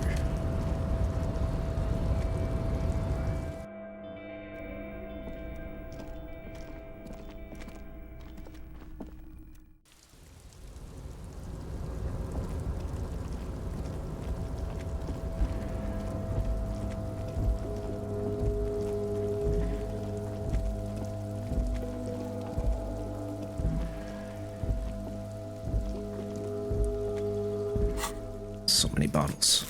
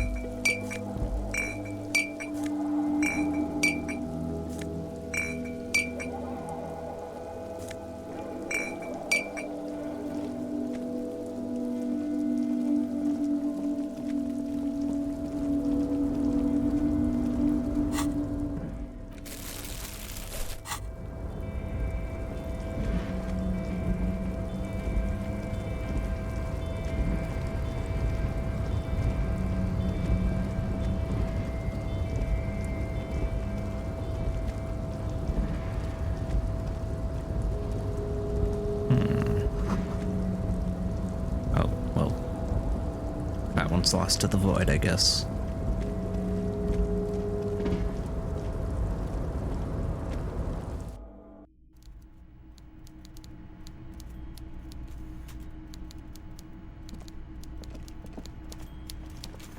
All right, Everard.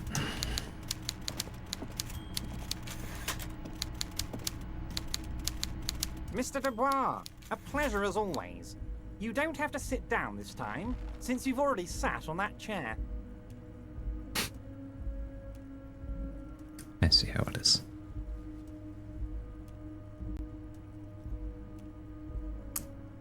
Reconsidering opening that door you asked me to open. Perhaps it will help me somehow. A fantastic change of heart, Harry. Go talk to Manana down by the gates. He'll brief you and give you the key. And just like that, it's happening. The roller coaster is moving. Too late to take it back now. Just open one little door. You don't need to go in or anything. I just want that weasel to come home and see the unlocked door. That's it. Anything else we should discuss?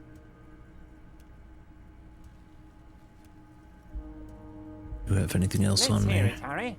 No. Of course, Harry, of course. You help me Let's get not a linger dead on body personal down from a details. tree. You might have noticed there's one hanging on a tree behind the hostel cafeteria. Oh my. Don't take this question personally, but why would I get involved in this matter?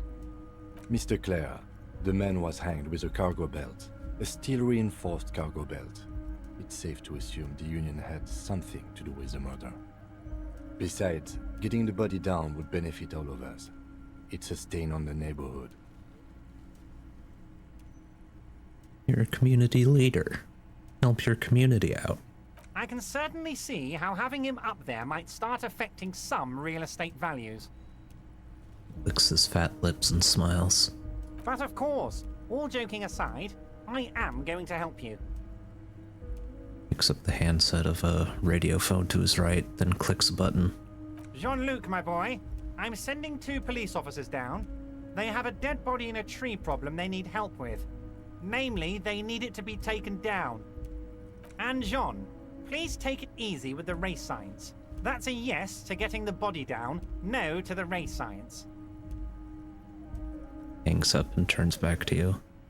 You can find Jean-Luc down at the gates. He's the big, impressive one. You know, tattoos, muscles, ethnic looking. Can't miss him. Great guy. Measurehead. I'm gonna leave now. See you soon, Debardeur. Just kidding, but not too much. Ow.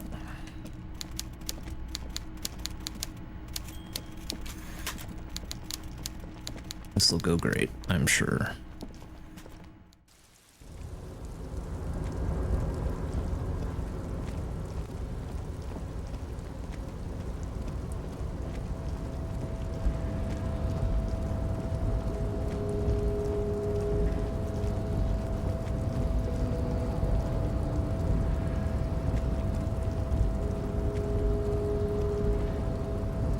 Go down. Go.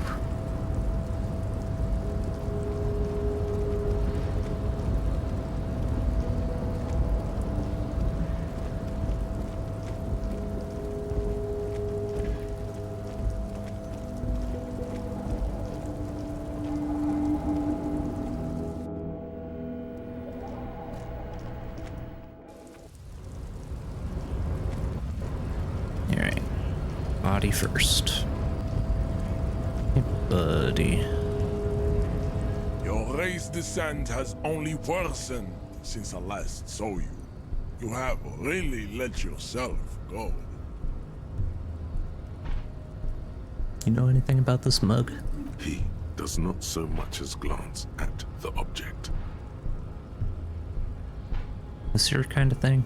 Stop showing me your pathetic cup. I have no interest in it. Does he strike you as the kind of man who puts mugs into trash? Why are you not with the Hardy Boys? I am not the first line of defense. I am the last. In addition, these so-called Hardy Boys are an effeminate clique of bodybuilders. Their company is spiritually degrading. But you're all part of the Union. The Hardy manlets are on the pay of the company. I answer to the Union alone. And I do this out of race heroism. Finance is an alien concept to the Similes. Now leave me be. I must luxuriate in the company of my woman.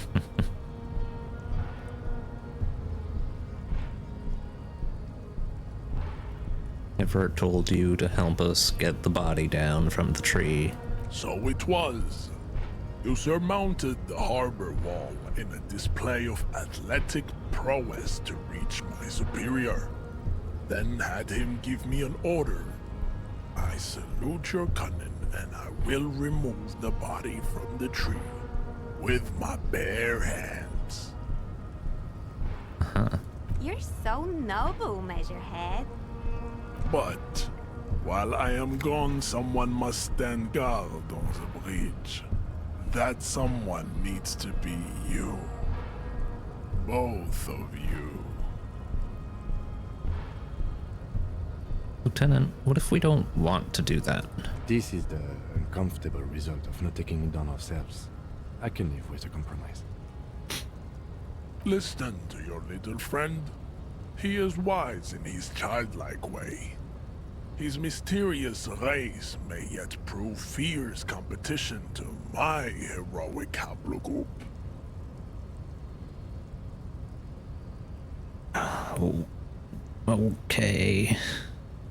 Babe, see that they stay here the whole time.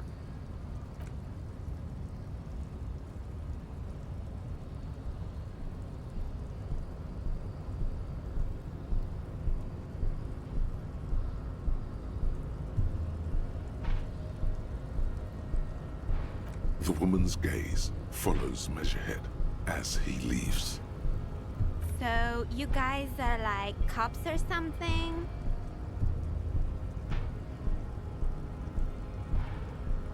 Yeah, we're the law around here. Cool. I like men with guns and power.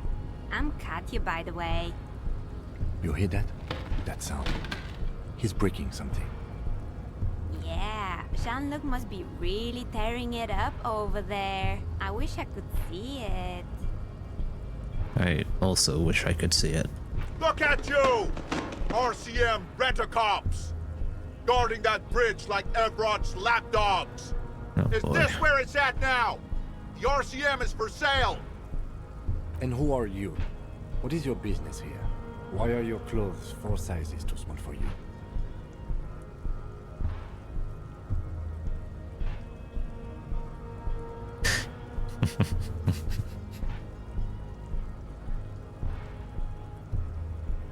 Yes, I am an unbelievably corrupt cop. I am corrupt every opportunity I get. A shrill laughter interrupts you, echoing across Martinez. It's Kuno. Then, the man turns to look behind him at the behemoth appearing around the corner, approaching him, walking past him.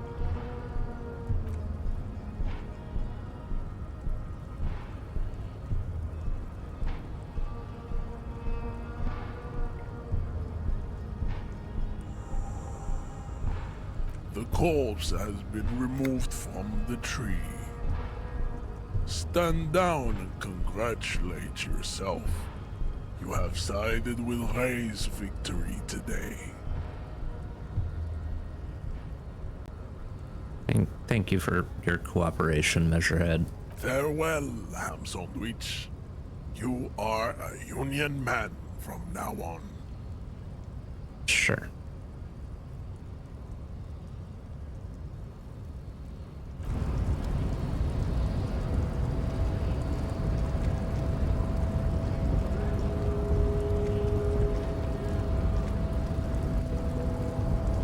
I do be kind of a ham sandwich.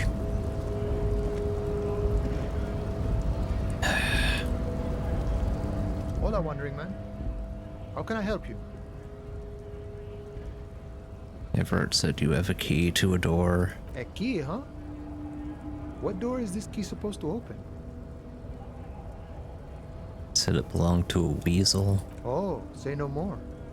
I got you. Taps the side of his nose with a little wink.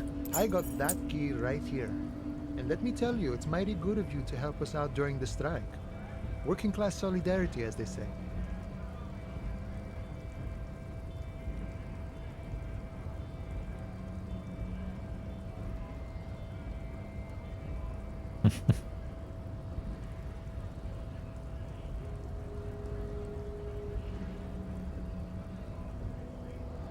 Yeah, I'm not opening this door for myself. I'm opening it for all working men.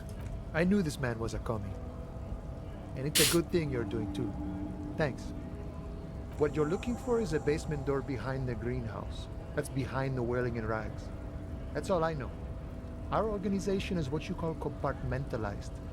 Means we keep out of each other's business. Okay, but where did you get the key from? The janitor gave it to me. Nice fella. We talked about life and things that really, truly matter. None of this mess we're in. This jiving and juggling. What's it for? To feed our children, I guess. Anything else I should know about this task? This weasel person? When he'll be home? I'm more of a philosophical dock worker. I like to talk about the big picture stuff. Who I am, who you are, what we are fighting for.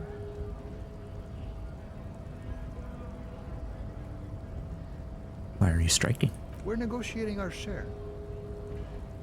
Your share? Aye.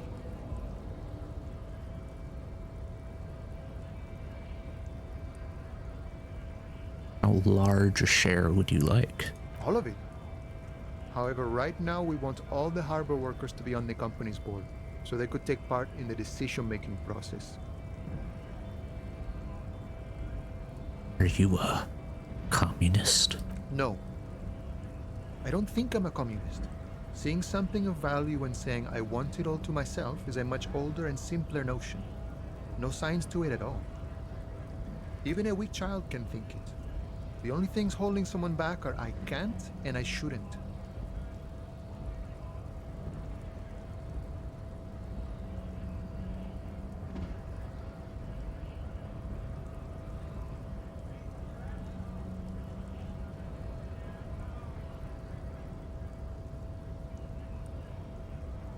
Stuff you do aligns admirably well with the World Republic. Why not call yourself a communist? I have nothing against communists. They are honorable boyaderos. And they have good analysis. But my own code serves me well. If my code starts failing, a code can fail a man as well as a man can fail a code, then I will have to submit to a new one, which may well be communism. He knows who he is, firmly grounded, has no need to reinforce or elaborate his political identity to himself or others. I guess I understand. See, I am primarily a lazy person. Looks very amused, as if thinking about some private joke or mystery. The boss man, Everard. What can you tell me about him? I think it's best you make up your own mind now that you've met him. In my eyes, he is a capable organizer and a decent businessman. What does bossing the Union entail, anyway? I guess you kind of get to be the village chief. He oversees the harbor, makes deals with the owners or other relevant parties, watches out for his own. By that, you mean corruption? By heavens, why would he not be corrupt? We live in a harsh and disordered world, see? And in this world, the old man is corrupt for our benefit, and we know it. Appreciate it even. He is, personally, not too lavish. That does seem kinda lavish to me. He is reasonably lavish, sure. That's his prerogative. It's not like you want a saintly demeanor on a corrupt motherfucker. That would be a manipulative illusion. Besides, there are no non-corrupt systems in the world anyway, and moralism is the most corrupt of them all. Seem to have spent a lot of time thinking about the political situation. Sure, I've had the necessary free time. Fortunately, there's always time. The look in his brown eyes conjures up an understanding. For him, having command of his time is the most important thing. The man sits on the railing, his hands reaching far and wide. Yet it feels as if he could, effortlessly, go even wider, if need be. An endless torrent of time. Bang.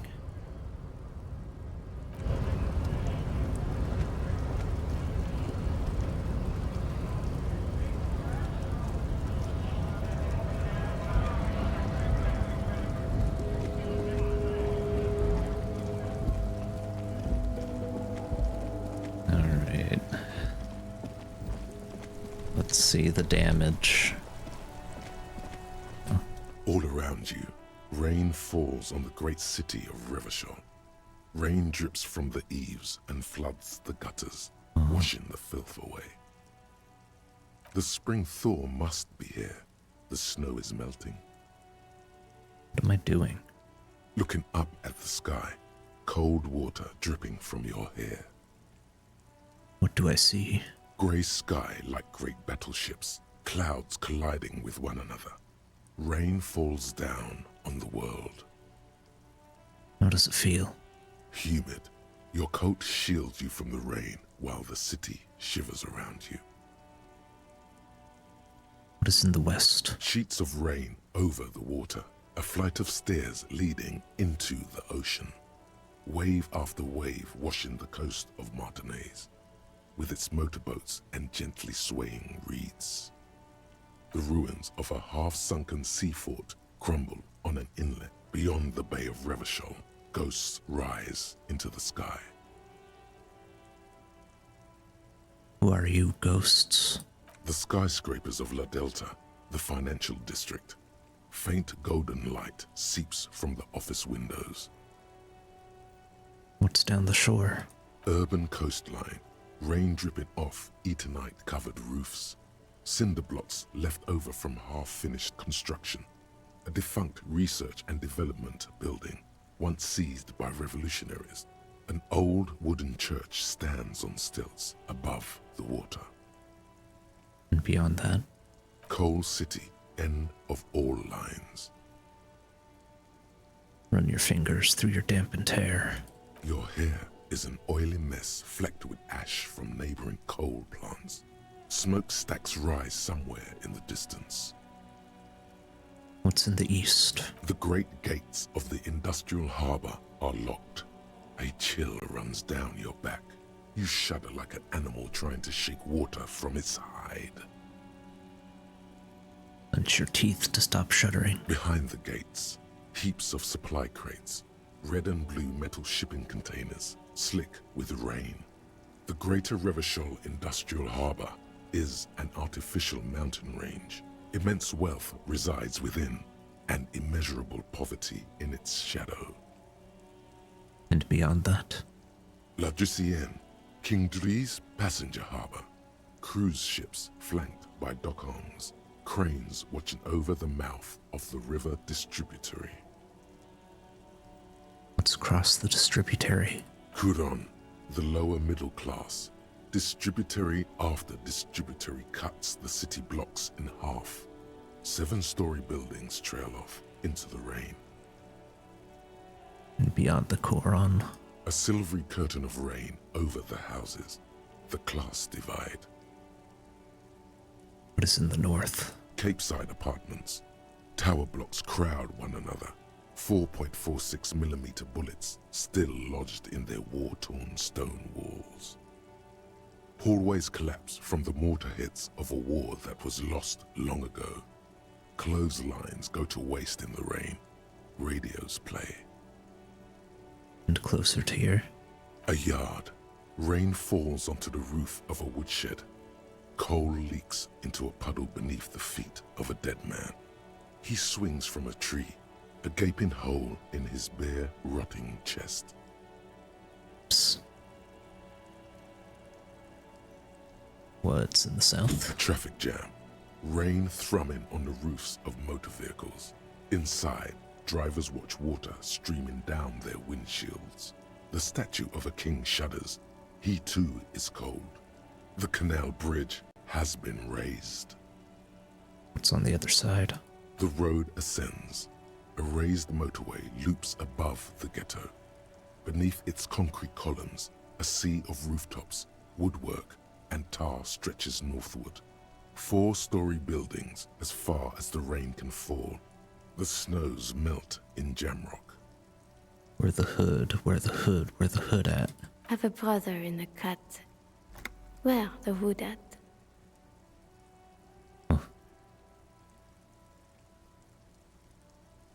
Why am I not there? To be in Martinez, where no one goes, at the runoff point of a long-forgotten canal, in the whitest part of town, in the shadow of the day the revolution failed. What am I doing here? Standing in the rain, looking north, where Jamrock Rock City stretches inland. Shudder. Look further. In the rain-swept distance, above the rooftops of Jamrock, a repurposed silk mill stands perched above the motorway exit. Precinct 41 hunches in the rain. Your vision blurs. You wipe your face with your hand. The rain stings your eyes, making you look up and blink.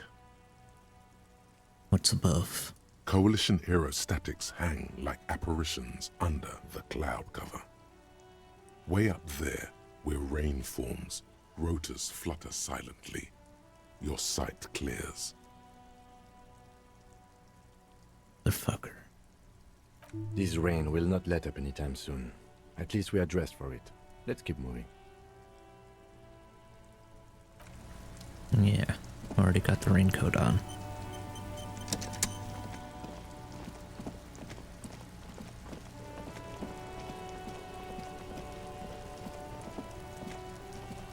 Damn. What were you laughing about? You missed a good show before. A kid came by and completely fucked the tree to pieces.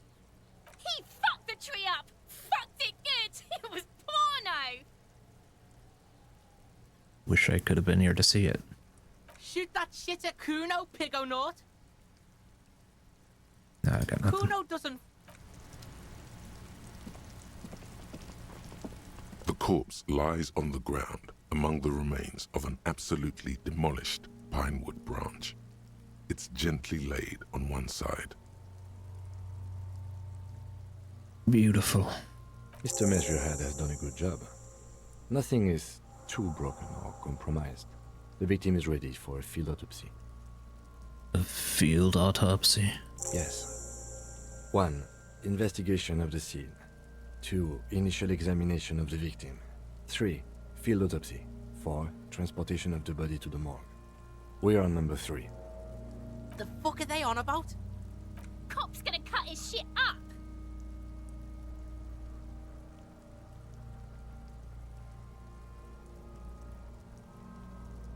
We have someone else for this? A doctor?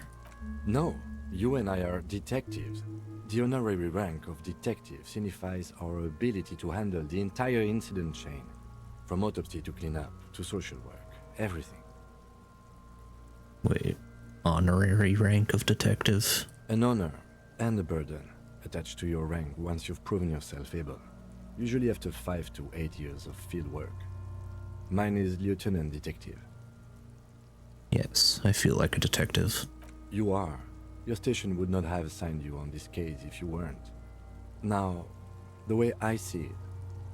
He looks at the corpse with some disgust.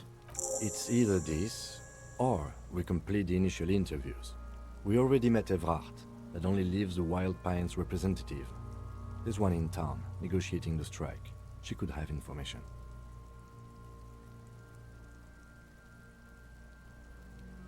No need for distraction. Let's do this. The lieutenant adjusts his glasses and takes a deep breath.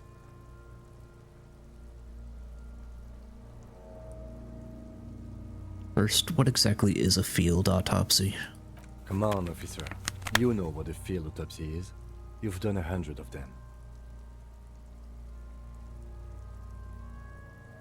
Clap your gloved hands. Let's get in there. There truly is a time for everything, even for yellow gardening gloves. However, they are lacking hygienically. I suggest you get in there in limited capacity. I don't know. What do you mean? I mean when I need you to. Until then, I should handle physical contact, and you should take notes. We just fill this in, right? The red field autopsy form in your ledger? That's right. Tell me something, dead man. Shoot, Looney Rooney. Come back later, Corporal. Open the ledger. The dead man stares in silence as you crack open the ledger. The bright red paper is covered in boxes and lists, describing the condition of his skin and organs in 3 parts.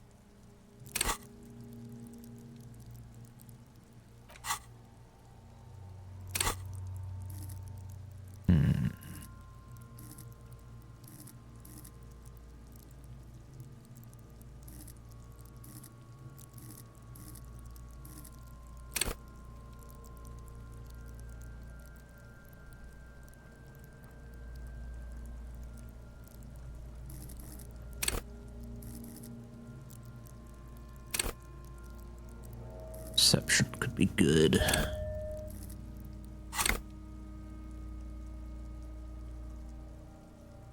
Above those, an 11-field info form needs filling out first. It begins with Number 1, assistant. That's you.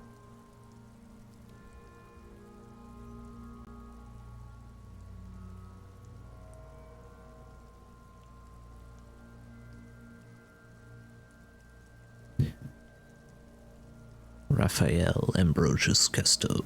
The corpse is indifferent to your scribblings, just lies there. The next box says Coroner's case number KK57-0803.0815. Okay. Next. Name. NA. Next.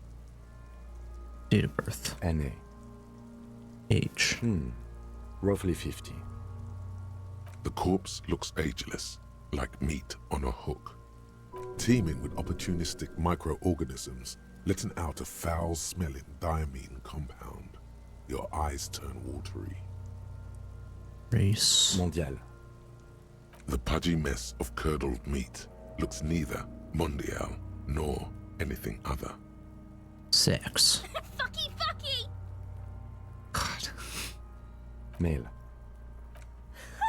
Pigs can have sex!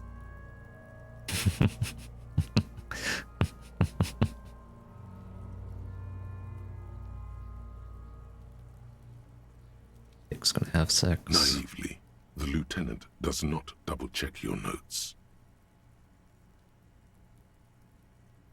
Date of death. We're still going with March 4th, 51. What else? 9. Body identified by is non-applicable. 10. Case number is the same as the coroner's case. KK 57 0503 0815 listens motionless, with the cargo belt still around his neck. Only one box remains. Evidence of treatment. None. At least not after the initial examination. What exactly is treatment anyway? Interfering with the body's position or wounds post-mortem.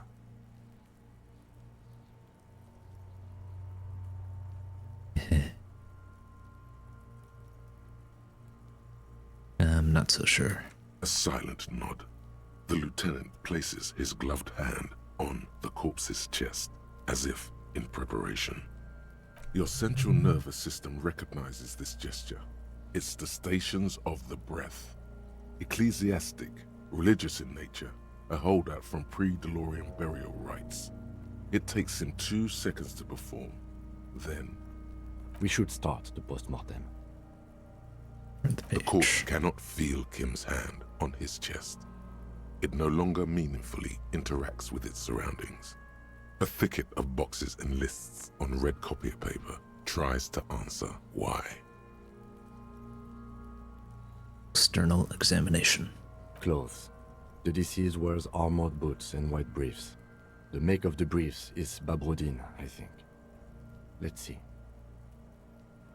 Turns the body onto its side to check the underwear label. See, it's happening. Babrodine, yes. Inexpensive. Size M. Color white.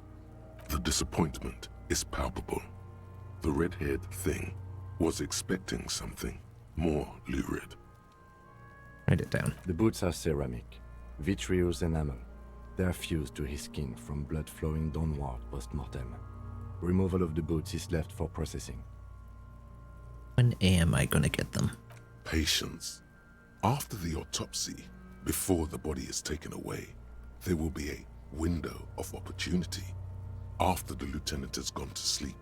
I hope this has helped you, my liege. Write it down. Tattoos. Stands up, feet planted on either side of the body. The upper torso is covered in a single, continuous tattoo, resembling a map of the night sky. It reaches from the right shoulder to the heart. The ink is blue and white. The assistant has a color photograph of the markings, to be added to the case files as document A1. The photo is taken on the scene, using a Trigat Mini. The deceased has a cargo lashing belt around his neck, tied with a hangman's knot. Color yellow. Length 3 meters. There is a buckle on the other end. Well-nourished, athletically built, measuring 1.8 meters. Generally consistent with age, about 50. Preservation is good. Ambient temperature, below freezing. The spine is bent more than the lieutenant compensated for.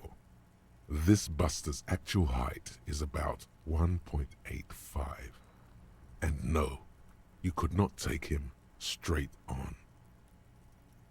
I'm gonna write 1.85 meters, Lieutenant. Of course, I undercompensated. Body hair is light brown. Distribution is consistent with age. The deceased had male pattern baldness. Hair is combed back, short.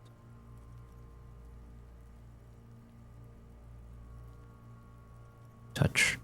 The hair under your latex fingers feels cold to touch, wet. Stroke his hair gently. The stench is suffocating. Strands of dark brown hair start sticking to the latex of the glove, like thread off a ragdoll's head. There must be brilliantine in there. He's combed his hair back with oil. Right down, adding the brilliantine. Lividity is consistent with hanging. The head is congested. Contusions are present on the head, chest, and thighs. Consistent with stones thrown post-mortem. Low velocity. Fucking low velocity? You think Kuno doesn't know what you're talking about? Velocity was fucking max. Talking shit about Kuno's velocity. Fuck your velocity. In addition, there are bite marks on the face, scalp, and chest. Consistent with predation. Ligature mark. And it produces a small folding knife.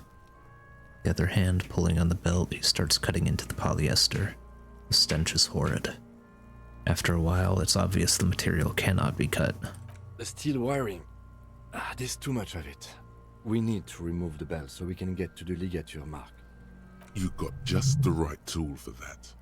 The chain cutters. Oh yeah, I'm prepared. The hanged man lets out a joyous little bubble of rot from his nose. Got these chain cutters. Always good to think ahead. Now... Points to the rope squeezing the dead man's neck. We need to cut the belt to see the ligature mark below. Carefully, with as much precision as you can. See? My pig is gonna fuck his head off. No, he ain't. Your pig's a boring fuck.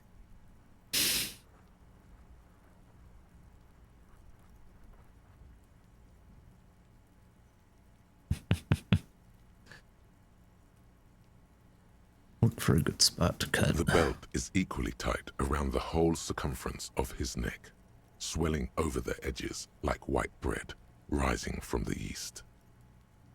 The knot is the weak spot. The chain cutters fit in there, steady now, like a flower arranger. 2 cuts and it should come loose. Not your pig, Kuno. You are? You're Kuno's pig? Stupid.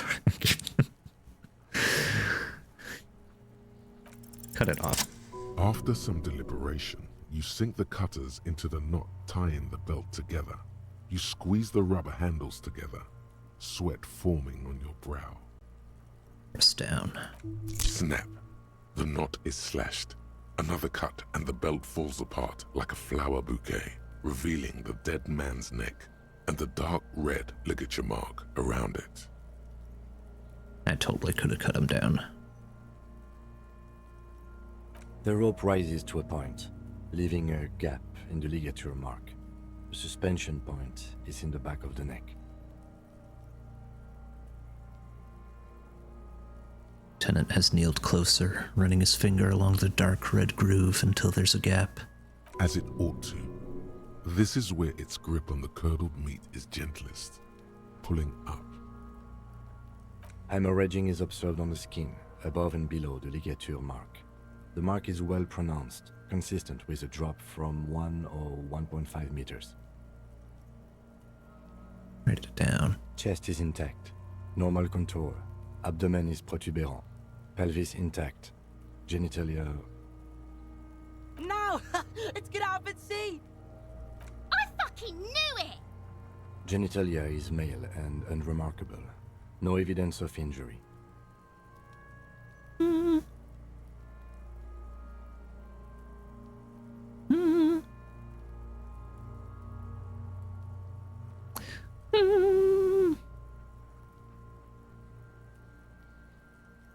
Write it down and move on. Back is symmetrical and intact. Upper and lower extremities are intact, but asymmetrical. There are combat injuries on the right hand, thigh, and hip. Bullets have bitten little pieces out of him.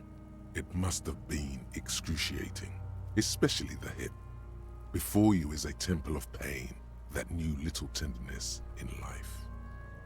In addition, I see smaller, residual scars, too numerous to count, covering about 30% of his skin. This is the body of a soldier, a mercenary. Mm-hmm. We have a real museum here. Of battles, wars. Write it down. Last item. Hands. Takes the man's right hand in his, inspects it, and moves on to the other hand. Pick up the hand. The hand feels heavy, filled with decay liquids, like it's ready to explode if squeezed hard enough. You're suddenly repulsed, so much so you feel compelled to drop it. Hands are clean. No sign of injury from struggling. Were we expecting any? I was. Maybe I'm just not seeing them. Honestly, this stench is making it hard for me to think at the moment. Ooh. That's all for the external. Well done. What next? Internal examination. Central nervous system. I have nothing. Do you have anything on this man's central nervous system? You don't even have a joke. Nope. Musculoskeletal. Purge fluid is coming from the mouth. Not injury related. Eyes and tongue protuberant. Hyoid bone. Let's see.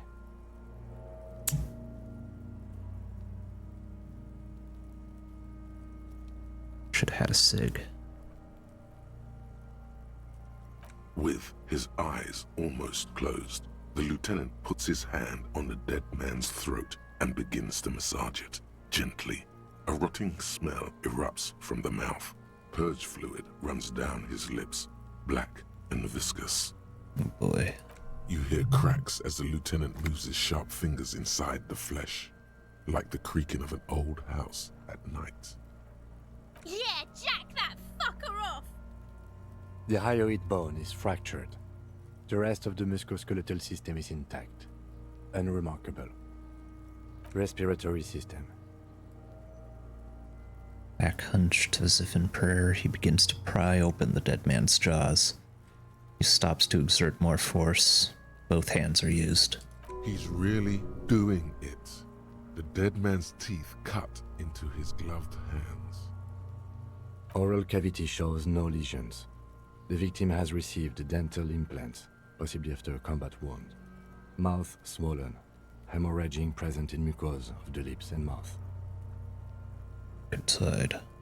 No scream, no sigh of relief rises from the darkness inside. It's humid there. Sickly sweet air, unlike anything living.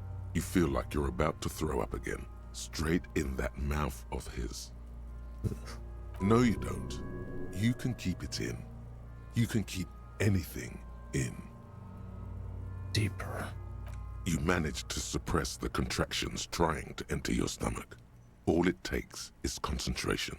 Through it, you see nothing but darkness. More meat and darkness. Hemorrhaging present in mucus. The lieutenant repeats impatiently. He lets go of the jaws. Mouth snaps shut before you. Hepatobiliary. NA. Why? Don't we have anything? Are you a hepatobiliary expert?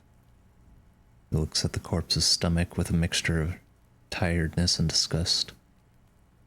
I don't think so. Neither am I. And that's it? That's it. Alright. Same for toxicology and serology. NA. Both? Unless you have untapped reservoirs of knowledge there? The completionist in me wonders if there's something I could still do. Like a toxicology screening? At this stage, I doubt processing will find anything, even if he was brimming with cocaine. But still, you should add a request. Brimming with cocaine. Cardiovascular. The body exhibits heavy lividity. Blood has gathered in the hands, feet, and neck. Hypostasis is visually consistent with the hanging. Gastrointestinal. Breathes a sigh of approaching relief. This is the last field on the list. Looks around to the ground and the pool of feces there. Digested semi-solid food in stomach. Voila. Touches the corpse's bloated lower abdomen briefly. Write it down. Keep the voila. What's next on the list? Description of injuries. Let's Summary. see. We have bite marks, contusions on the head and chest, and a ligature mark encircling the neck. You'll need 3 fields. Leave a 4th one too. Be thorough if you want maximum results. What about the injuries we have inflicted? Oh, so we inflicted them? Okay, I have inflicted. Okay, so there's a spin-stabilized munition from a Kiel A990 muzzleloader lodged in his lung. I don't think we should mention that. Better not to muddy the waters.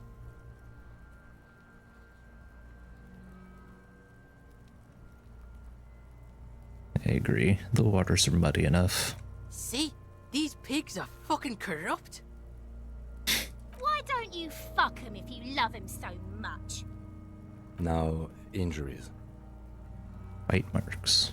Head, chest, and scalp bite mark injuries. Predation by birds has caused damage to the body. Odontologist does not need to be consulted. And your opinion, officer?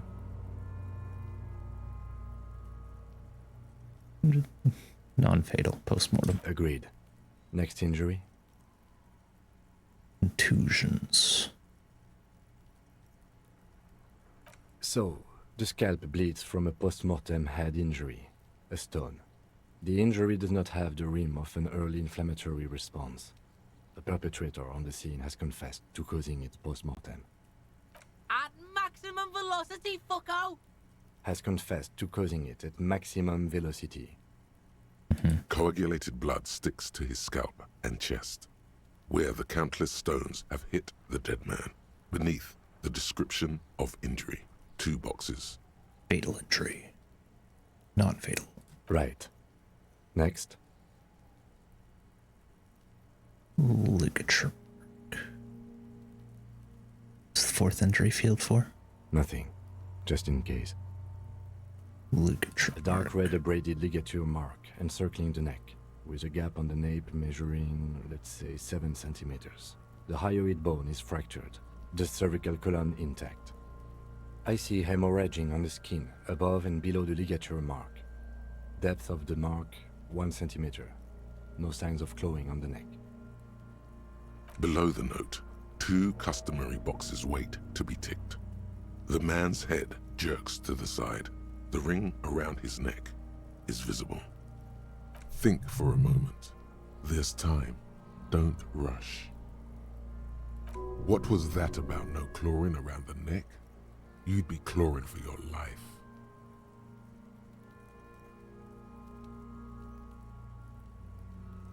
Non-fatal. Post-mortem. Lieutenant falls silent abruptly. Why do you say that? I'm serious. I don't think this was the injury that killed him. Okay. Why don't you think it was fatal? Why didn't he claw at his neck when they hanged him? And why did they not tie his hands? Big man like this is dangerous. Honestly, I'm not sure there weren't marks on his wrists. That part got blurry for me. The stench. But you are right. There should be signs of struggle. Let's leave the cause of death empty for the time being. Let's wrap this up. I pronounce this field autopsy over.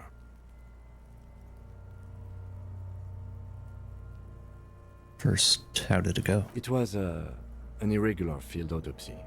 We did not establish cause of death, which is supposed to be the goal of an autopsy. But, personally, I do not see this as a parameter for success. We also requested a toxicological screening. That was thorough.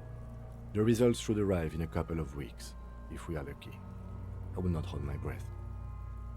What else? We were thorough with the list of injuries, too. We described them all in detail. What is there to say? Given the circumstances, it was a professional field autopsy. Oh yeah, well done, Master Detective. Maybe a drink is in order? Perhaps a drink is in order. Later, I mean. Now, you see, that worries me. You will die if you drink. You know that, don't you? You are proving a useful detective. The organization would miss you. What now? I need a copy of that autopsy form. Then I will drive him to Faubourg.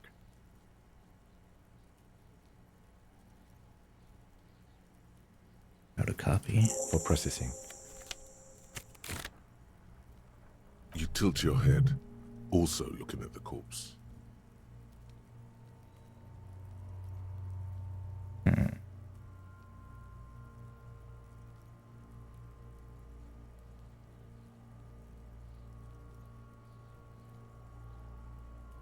Search the body one more time, thoroughly. You run your hands over the victim's cold body, his limbs, his torso with its swollen organs. Maybe you should be more thorough. Look under his fingernails. His fingernails have turned dark. They're chipped and quite long. There is dirt under them. That's all. Do you think we missed something? Yes, there's something we're not seeing. Okay, well, we are in livor mortis here. He is disintegrating. We need to refrigerate the body if we want to conduct another examination, and we need to do it fast. Can't you just hang out here for a while longer? If you want for this task to slowly become impossible, then yes. Otherwise, no. He's been hanging out far too long already. We need to ice him. Okay. Where do we find a fridge for the body? It would have to be industrial in size. Let's start by asking Gart at the Whirling in Rags and the Fritz store down at the gates. If they don't know, but only if all else fails.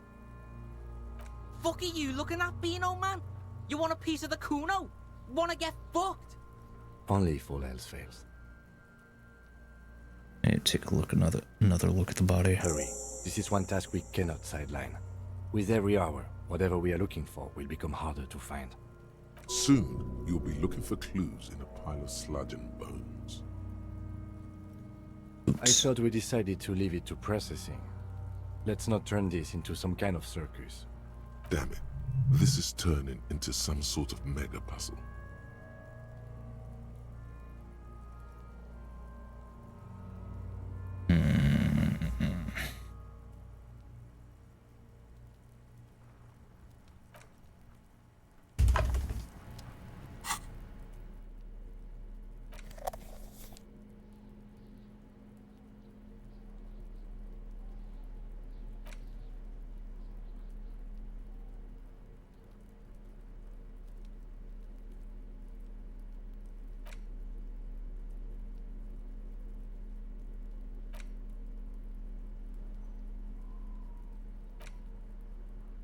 An intricate web of blue lines stretches across the torso of the hanged man, from the right shoulder to the solar plexus.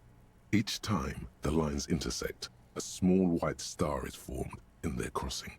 Hundreds of fading asterisks riddle his skin. Their concentration is highest around his heart. It still kind of looks like a map of the stars in the night sky, but something's not right. Who are you? Gone. What is the meaning of this tattoo? For you to discover. You've gotten as far as you will without assistance.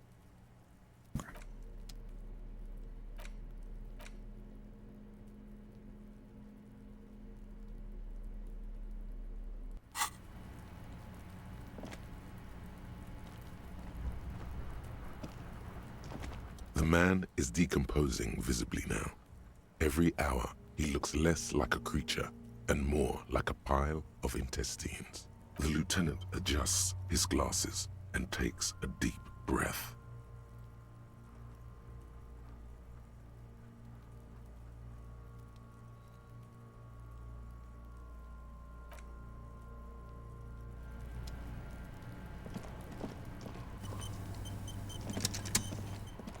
Let's find a fridge.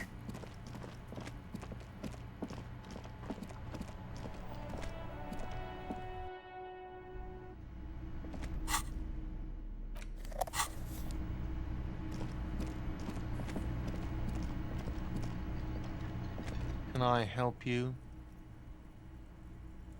I need a fridge. Yes, yes. For the dead body.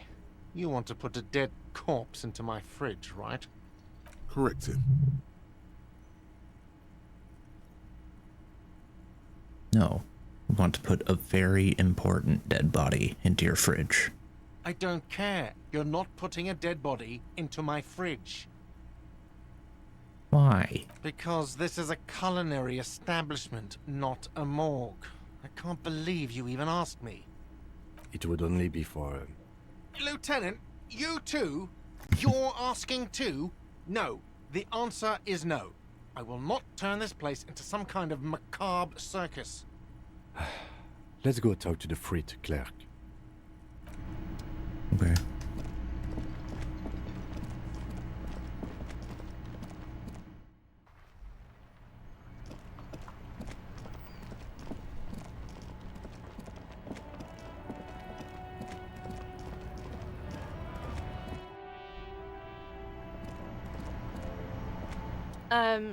Is this about the questions again? You have a fridge. Right behind you. Right, this is a fridge. Wicked. Yeah. We need to store a corpse in there. You're joking, right?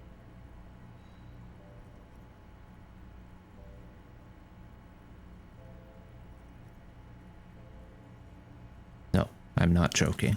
I need to store the corpse of a hanged man in your fridge. Okay. It wouldn't even fit, you know.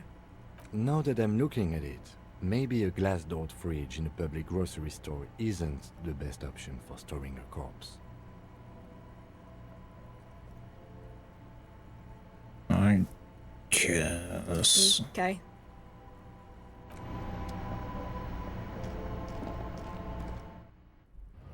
Well, shit.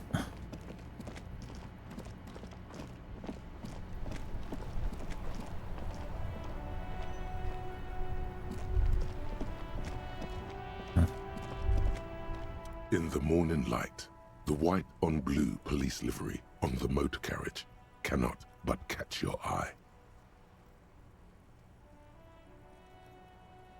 Wait, why am I even thinking about this? Wasn't I supposed to... Do something important? Something murder-related? There's always something important. Doesn't mean you can't take a moment to admire this piece of machinery.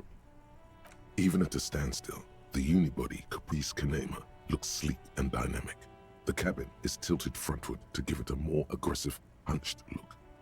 Someone has waxed it recently.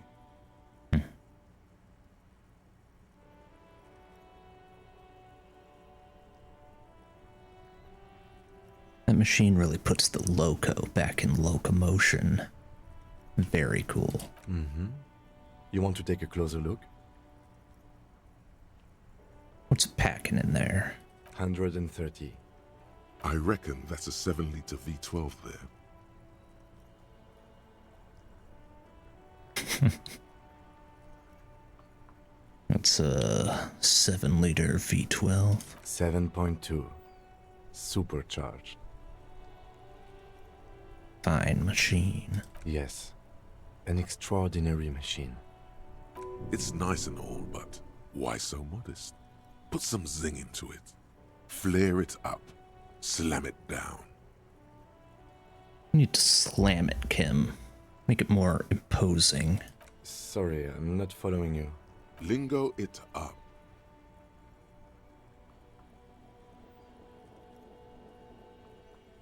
Drop the ride 2 hundo mil.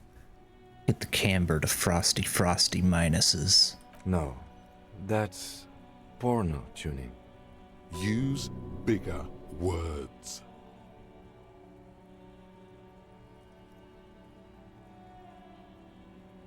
Needs a massive aero kit and a gargantuan roof-mounted... Porno.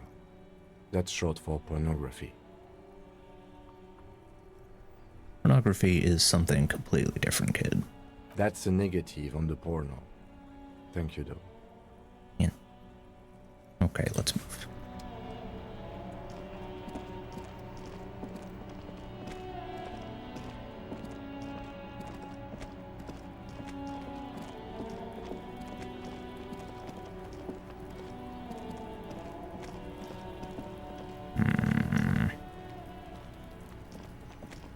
man is decomposing visibly now. Every hour, he looks less. The lieutenant adjusts his glasses and takes a deep breath.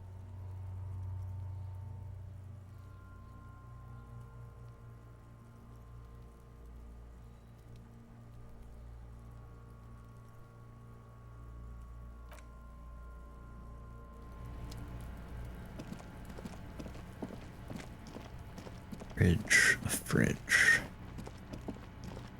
Where could it be a fridge? An old call box with a matrix of push buttons lists all the companies in the East Delta Commerce Center.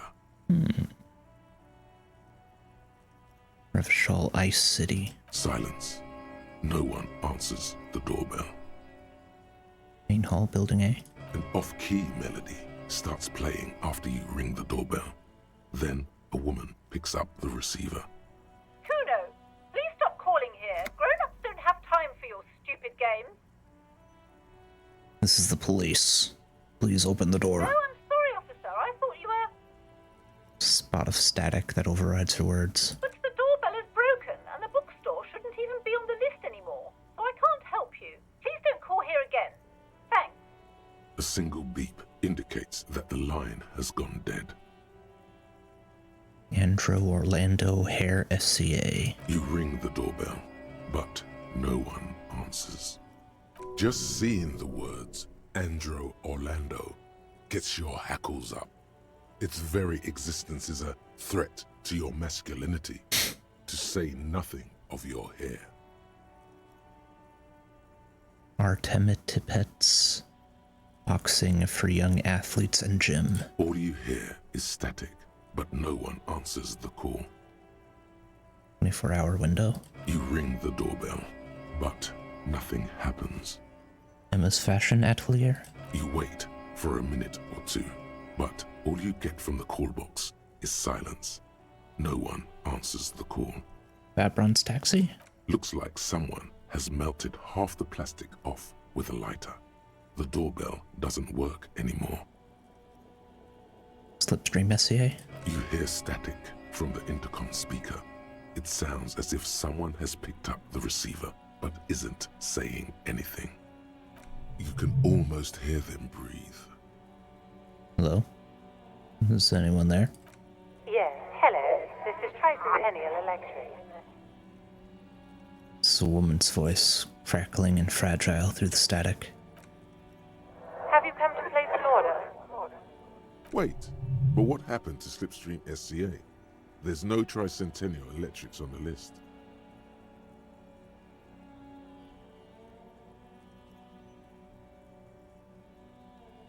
Yes, I've come to place an order. My God. The lieutenant exchanges a look with you. Sorry? It's you. My God. I didn't think I would hear your voice again. It's a woman, and she knows you. Your heart beats faster. She must be mistaking you for someone else. Do we know each other? Michelle, just please.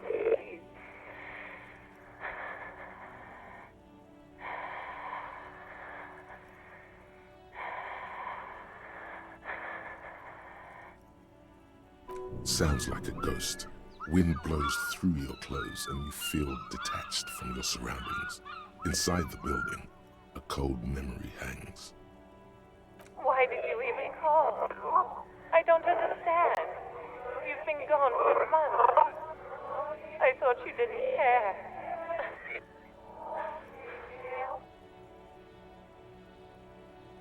Michelle. My name's not Michelle, I'm Harry. Ever since I came to work here, it's been different. As if my mind's been wiped clean.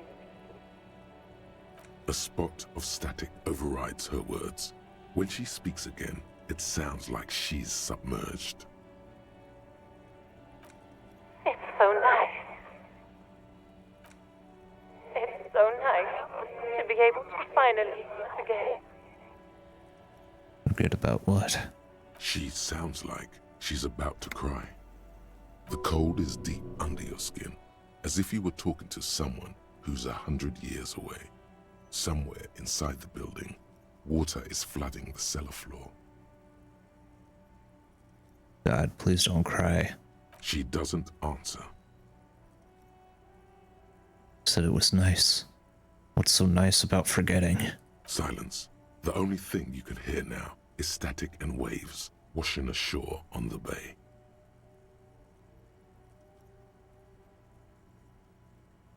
What just happened? Another seagull passes by.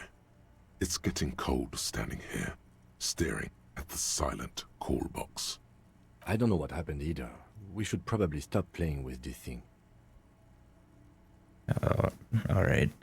It's goodbye then. You press the number sign on the keypad that terminates the call. 12 name cards on the call box read.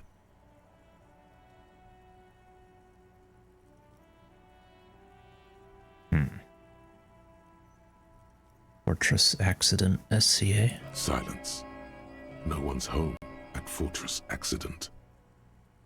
Main hall, building B, whirling in rags. Nothing happens after you ring the doorbell. They don't want to talk to you.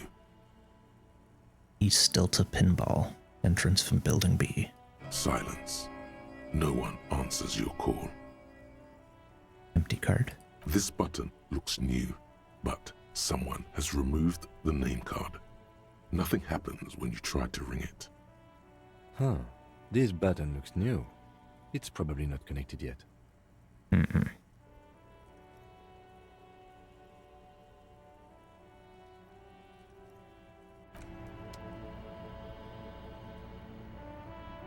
Oh. Nothing helpful there.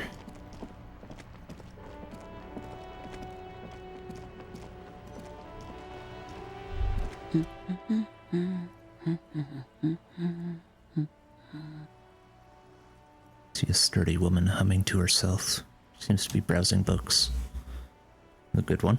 Yes? Hello? Who are you? Me? No one. I'm just a working class woman. She doesn't really want to be disturbed that much. What are you doing? Looking for something to read. I'm a policeman. I know you are. Everyone can see that. The rectangles. Good then. Reverts her attention to the soggy books on the bookstand. Yeah, it just fucking rained. Really shouldn't be outside like this. You need the help of a policeman? What with? What with? A lot of things. For example, people tend to go missing. Help her by carrying things? Maybe she needs a weightlifter. Maybe she needs you to fight her husband. No, that's not it. Maybe your husband is missing? My husband? No, he's not. So where could he be? I don't know. At home now? Out drinking with his friends? Working? Where is this going, officer? So what I'm hearing is, you don't really know where your husband is. Yes, but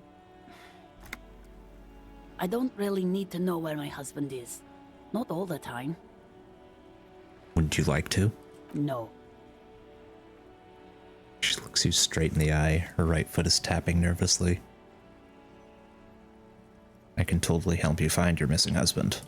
Why are we still talking about this? I haven't lost my husband. Kids are always going missing. Weak, pathetic kids. Always getting themselves killed. Maybe your children are missing? No, absolutely not. Okay, so where are they? Are you a policeman or a nanny? I police whatever I want. Where are they? They are not missing, sir. You know where they are. They're at home, smoking, giving the ladder of vices a chance. They're at home, right? Smoking cigarettes. What? That's just... My daughters are perfectly fine.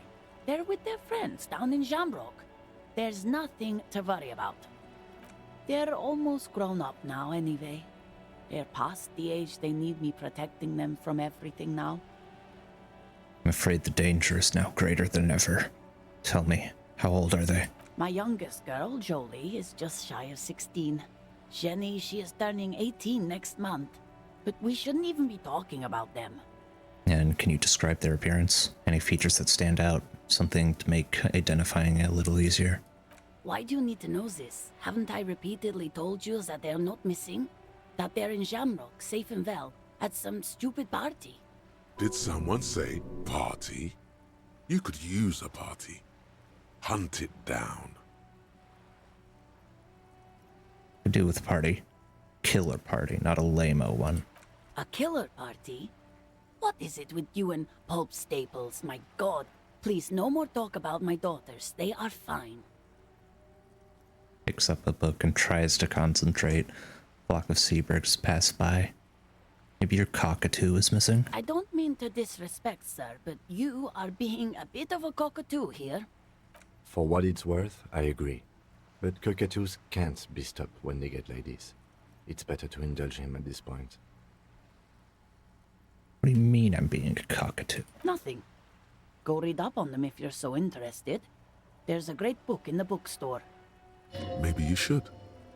What if the cockatoo is your astral captain? Or your heraldic bird? Actually, that's exactly what I'm going to do. Thanks for the tip. Wonderful. The store is open. Watch her. Her hands move over the book covers. The tips of her fingers look rough, stained with yellow. It seems like she has spent a lot of time at work, smoking. An array of neurons fire up with joy.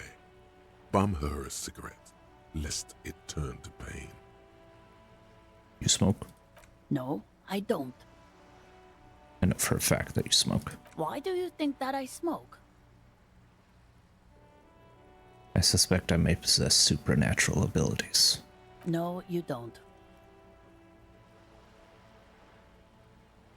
Just give me a cigarette, please. I already told you I don't have any. Go bother someone else.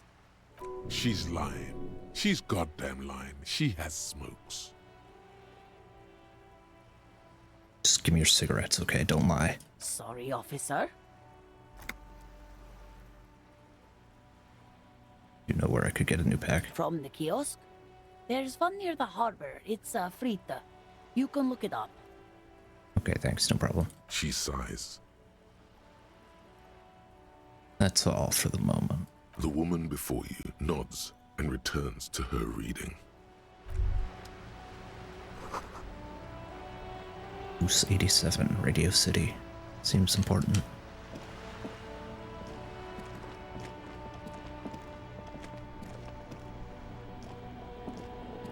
Hi, Ace Detective. Are you here for more books? Say, child, you wouldn't know happen to know a good fridge, would you? A fridge? Yeah, like a big fridge. Cop could put a dead body into. You mean like the ice bear fridge? Man, that's scary. Ice bear fridge? Yes, like a bear, but white. There's a fridge below the building in the basement, with red glowing eyes. I went back there once, behind the bookstore. Mum doesn't want me to go there anymore. Not that I want to. It was pretty scary. And there's a big fridge there. Yes. One more thing, how do I get inside the building? That's a problem. The only way in is through the bookstore, but my mum is pretty strict about not letting anyone in. But I don't know, you're a policeman. Maybe you can convince her somehow. Anyway.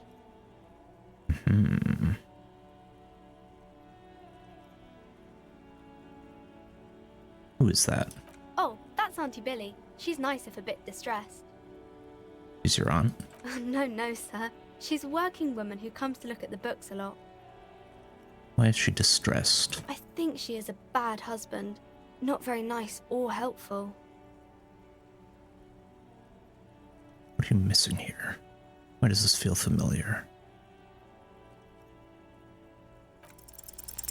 You have absolutely no idea.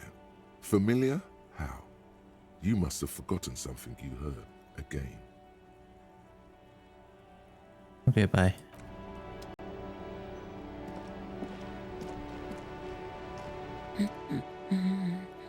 The woman before you.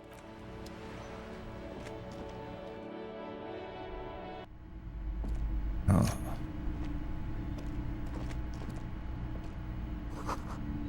Gift books and molten candy. The display rack is brimming with worn paperbacks featuring an extremely muscular, sword-wielding barbarian on the cover. Nearly all the titles contain the word Hyundai somewhere. The man himself. This is entirely, completely you. You have found the right books. Wow. Or Hyundai. Mountains of it. Heroic quantities of Hyundai. Roy's puny shirt is nothing compared to the real deal. Rows and rows of Hyundai men blur your vision. You make out some titles. Man from Hyundai and the Mammoth Riders. Man from Hyundai, Return to Hyundai.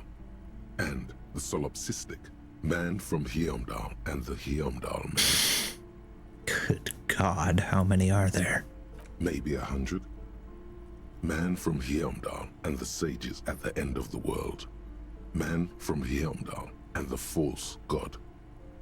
Man from Hyundai and the scorched earth. Man from Hyundai, the Hyundai colony.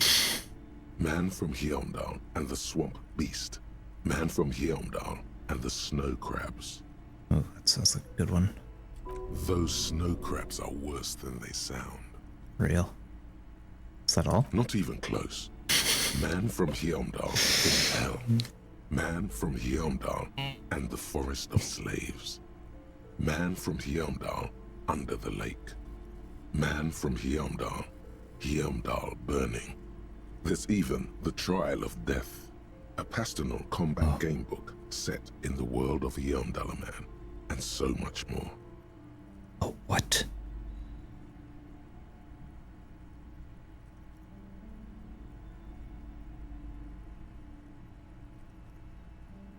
Got the Helm Dollarman TTRPG.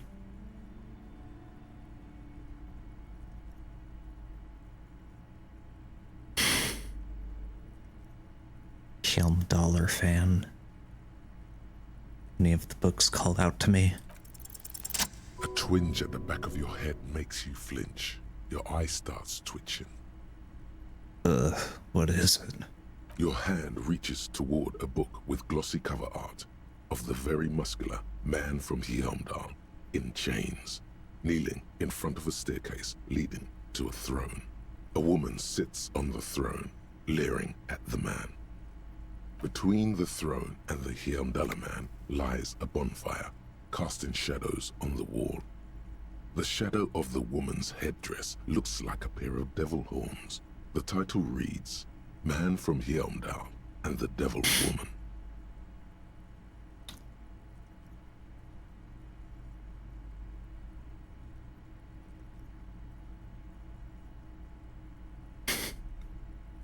Feminism. Storekeep.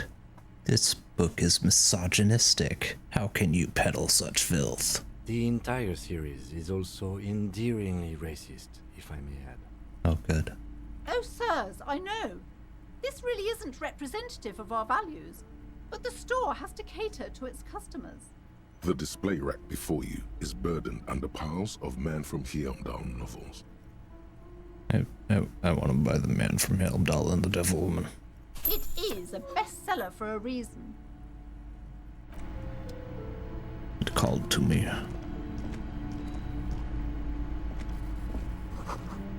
Old sports magazines tucked away in a dark corner.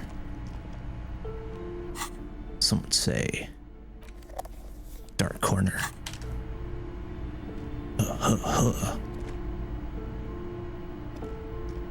Nothing.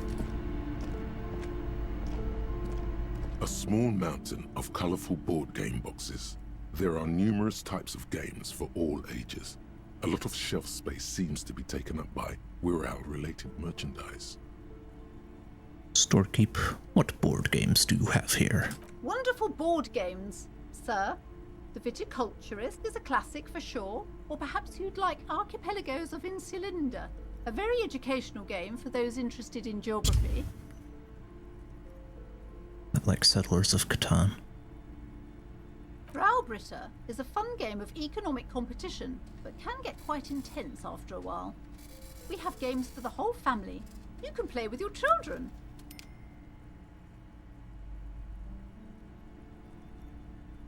Yes, kids, friends, chicks. I have all those. Then you're a lucky man, officer. Children are the greatest of treasures. Fiddles with her pendant, thinking. For playing with friends, I'd recommend Suzerainty. It's a civilization building game where you build a civilization, then set off to brutally colonize and repress other civilizations. It'll cost 12 real. Love Civ. So what about all these we're-all things? Lousy auras there. No, role-playing games are popular among those types. You know, who are into those kind of things. Personally, I don't like it. Not at all. Said lousy auras. I've heard they turn people into occult enthusiasts. That they have rituals where they try to summon entities. Highly immoral stuff. You can still buy them, though. D&D is the devil, of course. An endless variety of source books, lore books, and codices litter the table. The topmost book is titled Welkin Compendium, 2nd edition.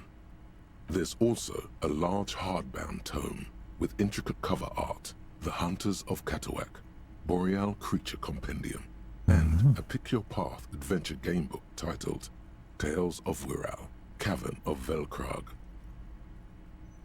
Anything that really catches my eye. There's a box that says Wirral, 3rd edition Mega Setting Supplements module.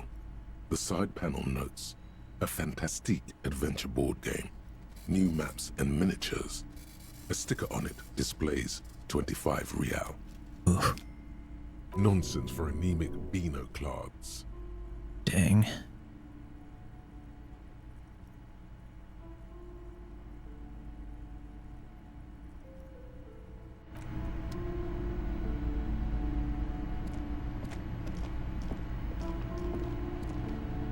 I wonder if Kim would play D&D with me. Book collects the national recipes of Arda. They're all about lake trout. Oh boy.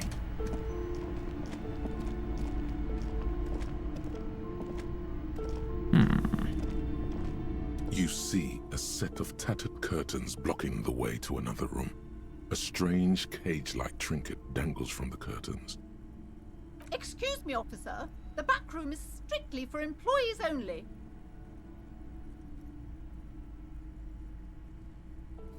Examine the strange cage-like trinket.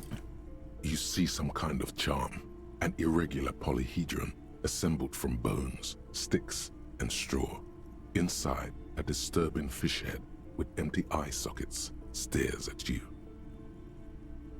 Aside from poking at it suspiciously, there is nothing else to do with the fish head charm at this time. The curtains remain shut before you. Shopkeeper, what's behind the curtains? Nothing. Now please go back to browsing the books. Don't you feel compelled to look at the books? The books are all you care about. Oddly enough, the more she tries to draw you away from the curtains, the more alluring they become. Nor for now.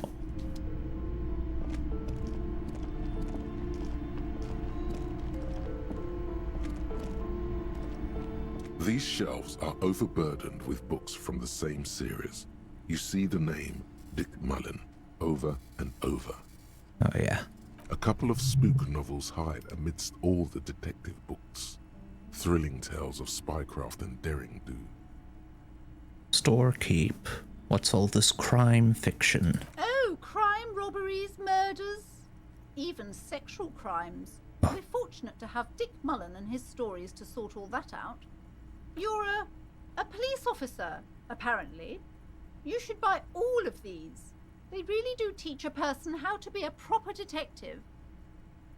look through the display. Crime fiction is a disgrace. An asinine misrepresentation of the physical attributes of the arduous everyday work of actual police officers. These books greatly overstate the excitement of police work, glossing over how long it takes to actually follow up on leads and eliminate dead ends. Furthermore, they have no idea how hard it is to simply remove a body from a tree. So hard. What's more, they completely ignore the psychological hardships of year after year coming into contact with people during the worst days of their lives. Not a single mention of all the stress this work creates upon the officer's family. Detective fiction just doesn't tell the truth at all. Now, would you like a list of all the books found on the shelf? Yeah. You see Dick Mullen on the job. Get Me Mullen. The Stalwart Adventures of Richard P. Mullen. Dick Mullen and the Murder in the Orchard. The Sordid Affair of Dick Mullen. A killing is declared. Dick Mullen in the Murder House. The Final Case of Dick Mullen. An Obvious Lie. Dick Mullen in the Clock Tower. The Ordeals of Dick Mullen. Dauntless Dick. Dick Mullen's Funeral Pyre. The Murder of Dick Mullen. Dick Mullen dies? Oh no. Turns out he faked it to solve a case. Any more? Yes. There's also The Dame Who Did It. Farewell, My Mullen. Faking death seems to be a common trope in the Mullen series. The morbid tales of Dick Mullen. A dark tide turns. Tragedy calls for Dick Mullen. Another one with fake death. Damn. And, of course, Dick Mullen, the murderer. In order to catch a murderer, Dick Mullen must become the murderer. After all this, you still haven't found the answer to the one question that matters. Who is Dick Mullen? Who is Dick Mullen? Your quick eye notices a small caterpillar crawling across the spine of a book. The title reads, Dick Mullen and the Mistaken Identity. What do we have here? Mistaken Identity. A worn paperback from Dick Mullen's classic hard-boiled phase. The premise seems to be that Dick Mullen is framed for the murder of his best friend and has just a few days to prove his innocence. Why does this speak to me? Could it be the motifs of unstable identities and shocking betrayals? That's probably right. I'm a complicated guy, full of contradictions. Then this is the book for you. Ugh. That's thick.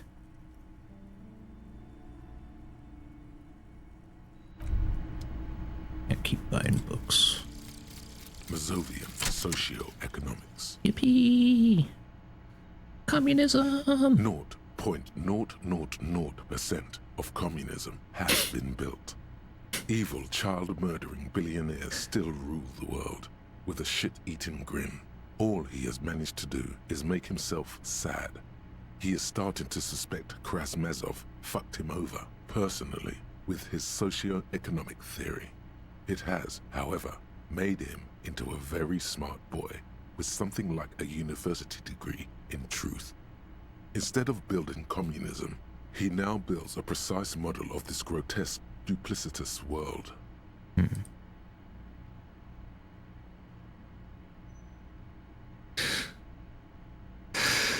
Left-wing dialogue options give +4 XP.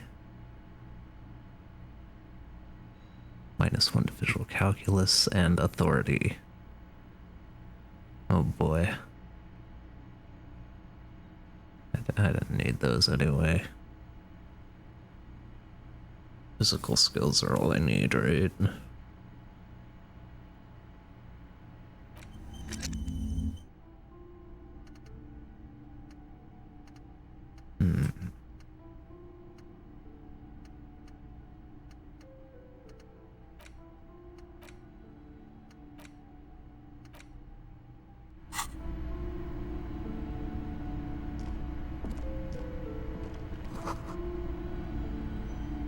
Home of Fascist Magic. Quaint picture book brochure, very colorful. Yeah, I think I've class locked myself out of fascist magic. The plaque on the shelf reads, Biographies of Famous People. You see a large variety of names, none of which ring a bell. Storekeep, tell me what is on this shelf that I am looking at.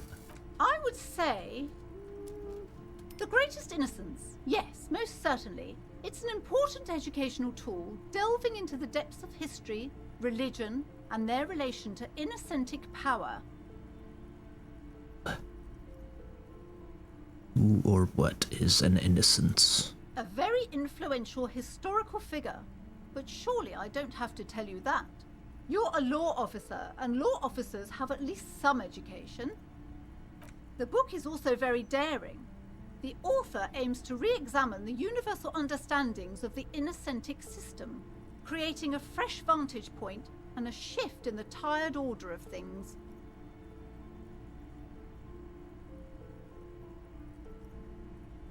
But it was about which of these innocences is the coolest and greatest. Perhaps for a layman, deep analysis is necessary to peel back the multi-layered meanings. So you recommend it? Certainly. It's prudent for a person to have at least an elementary understanding of history and society. Imagine the chaos we'd be in otherwise. You feel like you should get this one. Definitely. It's important somehow. There's something personal inside. Browsing through all the books with all their names makes your head spin. None of these seem important or relevant. It's all just vapid egoism. Suddenly, a particularly odd title catches your eye. It reads, High Speed Love, the tragic true love story of Jacob Irv and Alfie Delatraz, by one Cecilia Averbrook. What's it about? High Speed Love chronicles the romance between two of the finest tip-top tourney racers in history. One of them is the madcap driver, Jacob Irv. His blonde mane graces the cover. Next to Irv's life story, you see a slim biography of an Occidental rock star called the Anti-Star. He's famous for shooting morphine into one of his eyeballs and cocaine into the other. Whoa. Next to that, Revacholian radio personality Guillaume Bevy stands in front of a run-down drug den. He's a permanent fixture on Channel 8, reporting on real-life crime and ruining cops' days. I really must insist you buy one of the books. Reading them is not for free. Do still browse though, but not too long. I'm sorry, I did not mean to rush you. You are browsing. Go ahead. Take your time. Time is commerce.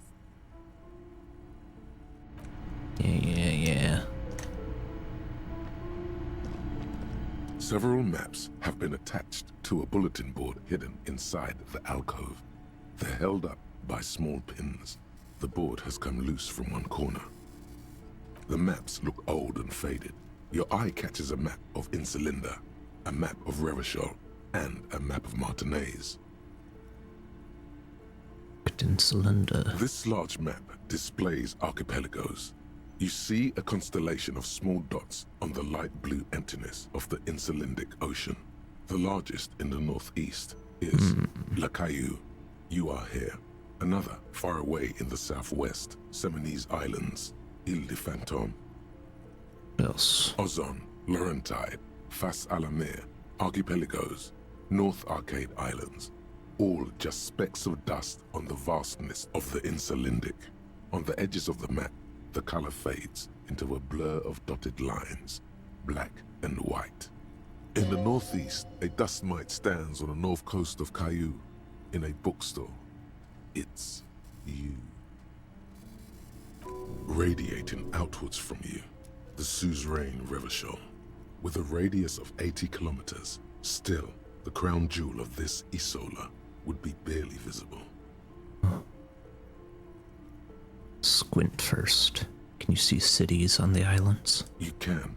On Caillou, Revachol, a single black star. On Ozon, Fondelier, and Vilmandu. On archipelagos, Croyan Moran, Villiers. On Semenine, Olduvai, and on Laurentide, Deora of the Seven Seas. Look at the edges. The ocean breaks apart into a tangle of cosines and azimuths, all pointing into pale nothingness. Windy is the north azimuth. Grad is the northeast azimuth. Samara is the east azimuth. Seo is the west azimuth. Isolas, they're called. Connections to other worlds. Words past the Incelindian, unknown to you. You only know you've never been there. You have little idea what they are. Distant stars, gods, but looking at them makes you feel almost non-existent. Whatever they are, the Isolas are immeasurably large compared to you, and very, very far away. Perhaps they are gods, gods of distance and outer dust. Look at the map of Revachol. The north coast of a verdant island is shattered by the delta of a river. It is the River Esperance. Countless bridges put the shards back together, connecting city blocks to river islands. La Delta says a great artificial heart in the center, teeming with life forms and construction. To the east, rolling hillsides, Le Jardin, Stella Marie, the suburbs of Saint-Baptiste, swallowed up into the megacity. They sound rich to you. This is Revachol East. And west of the river? Hudon. It's somewhere to live. Not bad. Then there's Jamrock. It's bad. People shouldn't live there, but they do. Then Forberg. It's almost as bad, and much larger. Then Coal City. It's the worst. Martinez? It's so small you can't even see it on the map. No, wait. There it is. North of Jamrock. The strip of coast next to the Greater Revachol Industrial Harbor. It looks downright despondent. It's almost Coal City, to be honest. No, Coal City is worse. A charred limb. Rain falls on its slick black streets. And then there's the burnt-out quarter in the heart of Jamrock. Is it cold in this bookstore? Or is it just you? Look at the map of Martinez. It's not really a map. It's a tourist thing. A picture postcard with buildings on it, drawn from an isometric perspective. A date in the upper right corner says 48. Still, it's detailed. Could be pretty useful for scouting ahead. You see the jagged boxes of an industrial harbor, even the whirling in rags there. Storekeep. Can I buy these maps? I'm sorry, officer. The map of Martinez is the only one available. The other two are not for sale anymore. And besides, you could scarcely afford them. They're quite valuable, though they might not look it. The map of Martinez is 90 cents, though. Why is the one of Martinez so cheap? That old thing. It's an out-of-date map of a tourist location that never was nor came to be. From when some design studio people tried to spruce the place up 4 or 5 years ago. They also renovated the horse statue, set up those coin-operated viewers, and designed the new street lamps. What happened then? They didn't get that far, for some reason. A shame the project never got going. Would be nice if someone fixed Martinez up. All these ruins are bad for business. I don't want it. This bookstore is not strictly about crime, romance, and biographies of famous people. There's also a wide range of paranatural literature. Hell yeah. Amidst the various books, you find one written by someone named Matthias W. Dundas. It's about wholeness, unity, balance. The point of the book, and many others on this shelf, is to give people medicinal advice in situations where they don't have access to paid health services. How does that work? It serves platitudes, while also telling everyone that traditional medicine, the kind people don't have access to, and which costs more than this book, is garbage, and would only give you cancer anyway, without even curing your cold or anything. Wholeness, unity, balance, on the other hand, can basically take care of anything. Though it is important to note, when it's up to your mind to heal yourself, then it's because of your mind that you're ill in the first place. Of course. It's your own fault if you're ill. Got it? Does the book say anything else? The book features chapters on topics such as how to find magnesium. It even lists plants you can harvest magnesium from. How to continue drinking if you're an alcoholic who has destroyed his liver.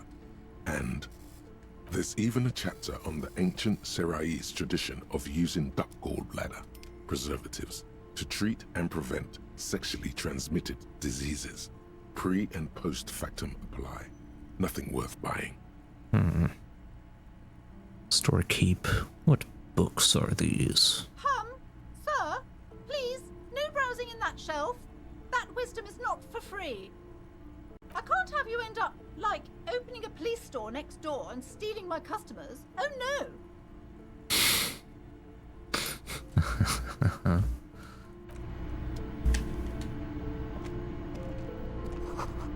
Another boring book, just discarded here.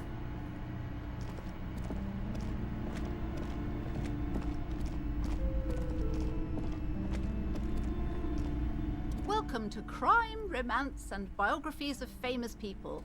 My name is Plaisance. Be welcome, and please take responsibility for the energy you bring into this space.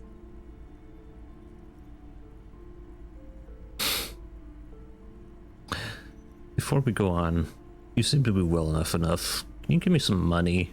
I feel like there won't be an opportune moment to ask later. Sir, don't be ridiculous. I certainly will not give you money. I would be doing you a grave psychic disfavor.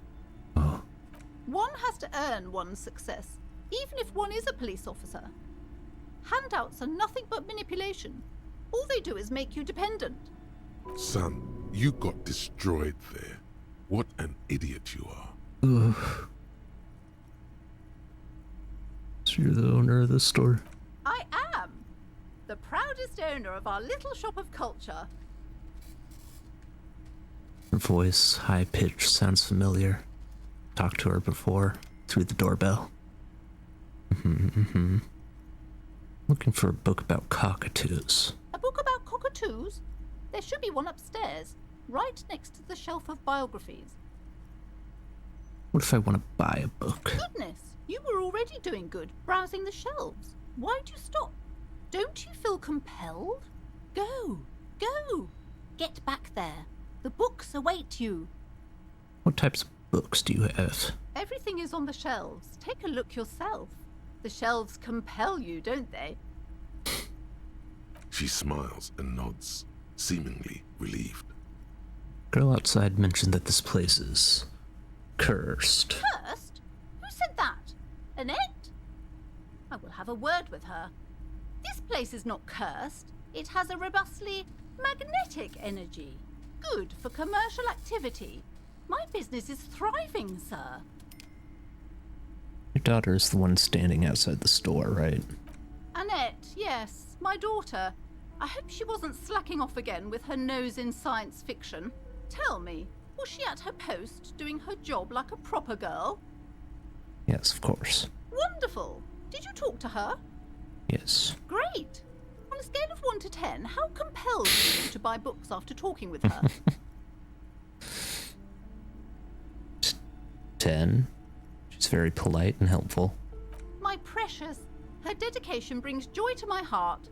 If you have children, I hope they turn out as great as my Annette.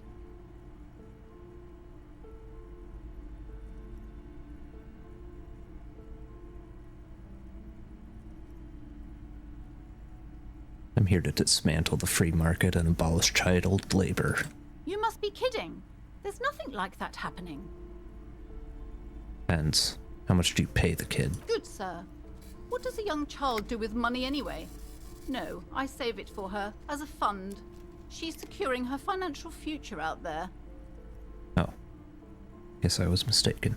Indeed. Are we done with the jokes now? Yes, we've had quite enough fun here. Right.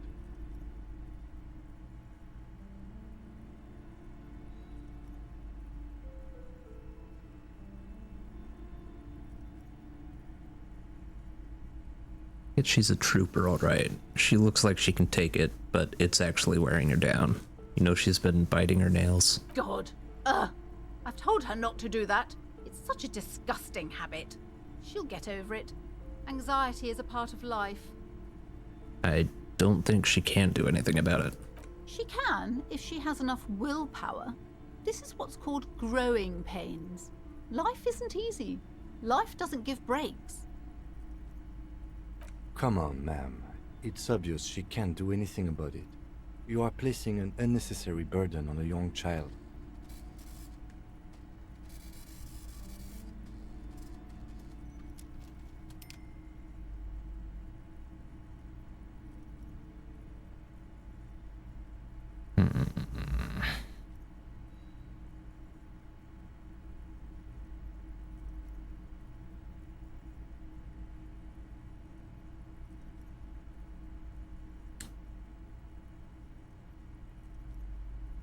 Yeah, actually, it's super alright for kids to chew their hands off. Forget I said anything.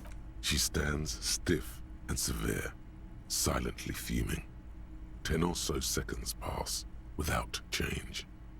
Oh no. Hold on. I need to invite her inside and apologize. She must be freezing out there. There.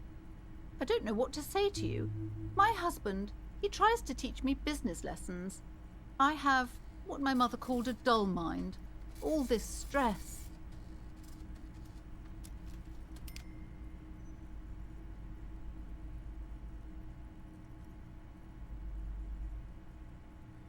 His husband, Annette's father. Yes, my husband is a successful entrepreneur east of the river. If only he were more involved in the business we're running up here. No matter. Soon we'll both be off for Grand Couronne. Grand Couronne? What's that? It's a proper place to live. One of the most peaceful neighborhoods east of Jamrock. You may know it for its massive housing projects. Most of the buildings are empty at the moment. It's a great opportunity to get ahead of the crowds. Better times ahead for sure. And your husband's also involved with the bookstore? He made the initial investment. Since then, he's been what you might call a silent partner. She an only child? Yes, I'm afraid so. A real treat she is. It would be nice if she had... No, we couldn't have afforded more children, really. Not in this economy. A glimmer of sadness blinks through the well-crafted exterior.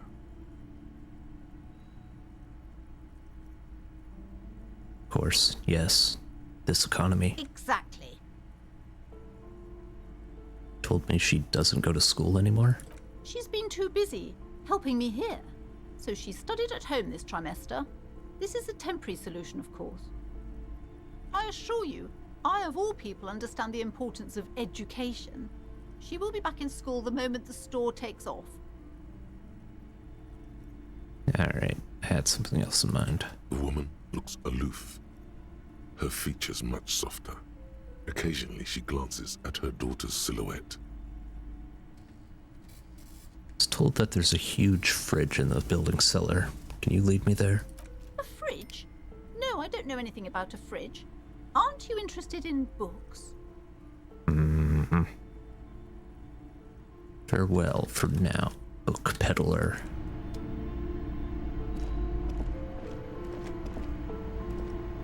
I'm sorry, sir. I can't talk right now. I'm very busy with my homework. I have so much homework now. You just can't win. What are you doing now? Math. It's really difficult. Like, really. They say you need it to get rich. Better than standing outside in the cold, I guess. Oh, I found something while you were away. What is it? I thought this would fit you. Like, thanks for helping me out. Not me. The city, I mean. Like a detective does. Wait, Where did you get it? Just what Dick Mullen would ask. I got it from behind the curtains. I'm not really supposed to go there. A detective hat. Yes, just like the one Dick Mullen wears all the time. You'll look way more serious with that. Right, I have to get back to my homework now, before Mum notices. Man, this is hard. Looks back at the infernal scribblings under her nose. Hat. Yes. Ellie.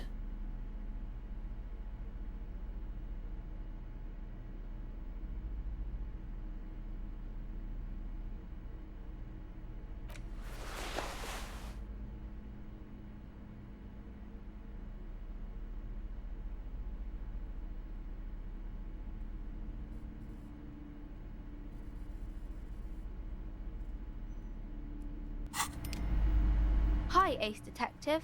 Are you here for more books? What are you missing here? Why does this feel familiar? Because you know each other. She's been talking to you so openly because you've talked before. Hang on. So, you know me? We've met before? Yes, I used to stand out there all the time, before Mother told me to focus on my homework. You've been running around all week without your shirt on, sir, apologizing to everyone. I don't really understand what you've done wrong. Did I ever talk to you? Of course, you stopped by a few times. You certainly look better than the last time I saw you. Thanks, I'm trying. Yeah, I can see. You don't have party eyes anymore. Party eyes. Yes, of course. That makes sense. Party eyes? You know, like a cat in the dark, all big and wide-eyed. It certainly looks odd on a man. The swiveling eyes of a loony drug addict. That is what she meant. You were probably gurning too. Good thing she didn't say party eyes loud. Her mother's nearby. Fuck yeah. You should get some party eyes right now. Snap those sequins on you, boy.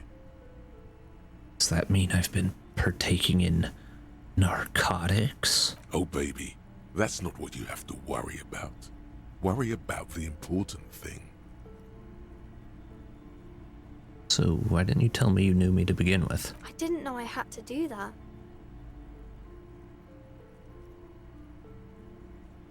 Thanks. I've learned something about myself today. I'm glad I could help you, sir. Okay, bye. See you around, Annette.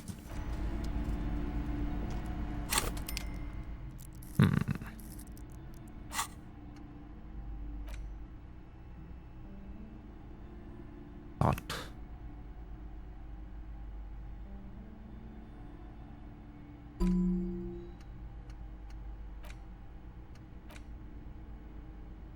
Volumetric shit compressor.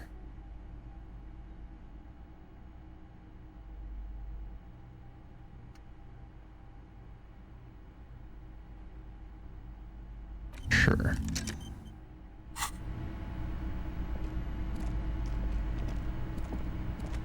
I do be needing to get my shit together. The curtains, tattered with age and covered in dust, hang before you, as if taunting you. Pull them open. Just as you're about to pull apart the curtains, the petrified voice of the shop owner cries out once more. Sir, don't touch that. I told you it's off limits for the customers.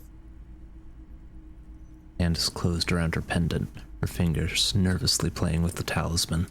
Parapsychologically speaking, we're done if you decide to open them. I won't be held responsible for the consequences. It's too dangerous. She looks away, mumbling. Why is everyone always messing with the curtains? Why can't they just buy books like normal people? Heard there's a fridge there that I need. Everybody suddenly needs something from there. Leave the curtains be. It's what it wants. Okay, so what's in there has a will, and it wants you to enter? This is bad. It's about the curse. That's why you're afraid? No, it's just a storeroom room for the employees, I told you. Now please step away from the curtains. Ma'am, this is different. I'm a police officer. I need to get in there. Why? It's not like anyone was killed there. She stops abruptly as her hand flies over her mouth, baffled by her own bluntness. I am sorry. I don't mean to be so impolite. Just please don't go there. I can't allow that. You'll only make things worse and unleash the powers. The curtains do seem frail suddenly, not robust enough to contain a slippery darkness. But I sense this place calling for me. I must investigate beyond the threshold. You do? My God, even more reasons not to mess with the curtains. Just step away, dear sir. I don't care. You can't stop me. I'll open them. Please just talk to me, officer. Come here and let's talk this through before you decide to do anything extreme. Lies. Rip them open, we say. The curtains, tattered with age and covered in dust, hang before you, as if taunting you. Want to talk? You actually want to talk? Esteemed officer, and welcome to Crime, Romance, and Biographies of Famous People. Why are you so uptight about those curtains? I just want to know what's on the other side. I already told you, it's just a storage room for employees. I don't understand why it's so important to you. Just let it go, officer. Go buy some goddamn books. You're supposed to be drawn to the books. She's so tense, it's a miracle she hasn't snapped in half yet.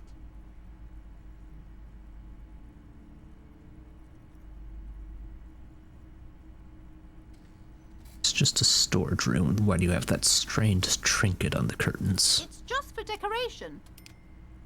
Wavers under your gaze, mouth pressed into a tight-lipped smile, then something breaks. Okay, fine. It's because this place is cursed. Just like Annette said, they don't call it the doomed commercial area for nothing. Are you happy now, officer? Happy that you've ruined everything?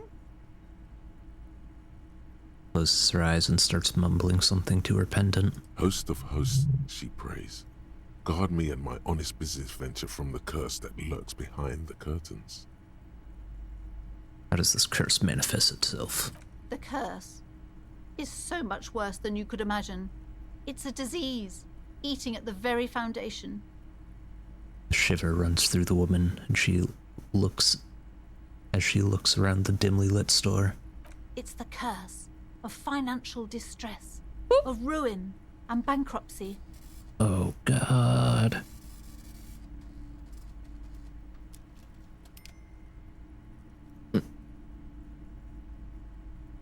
Okay, I'm a little confused. What does that mean? Everyone knows that all the previous companies in this building have sooner or later declared bankruptcy, and their malicious spirits are still here, feeding off bad business practices and disappointing income statements.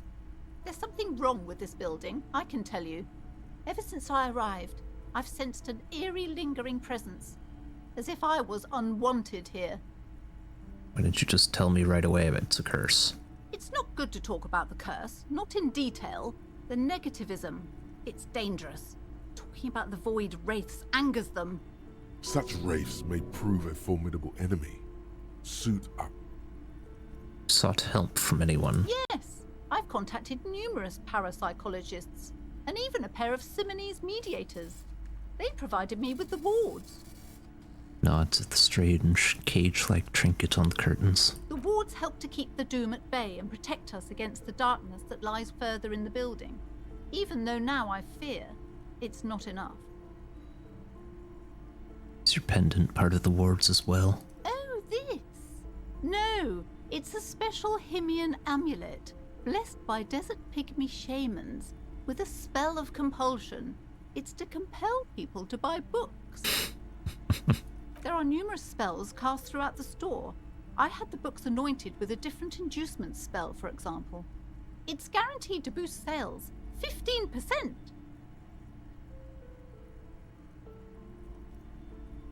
Would you like me to take the case? I could investigate, see if the curse is real. Most certainly not. I don't want anyone who's not familiar with the psychic arts to get involved in this mess. Stay away. Leave the spirits be, so they can return to their slumber.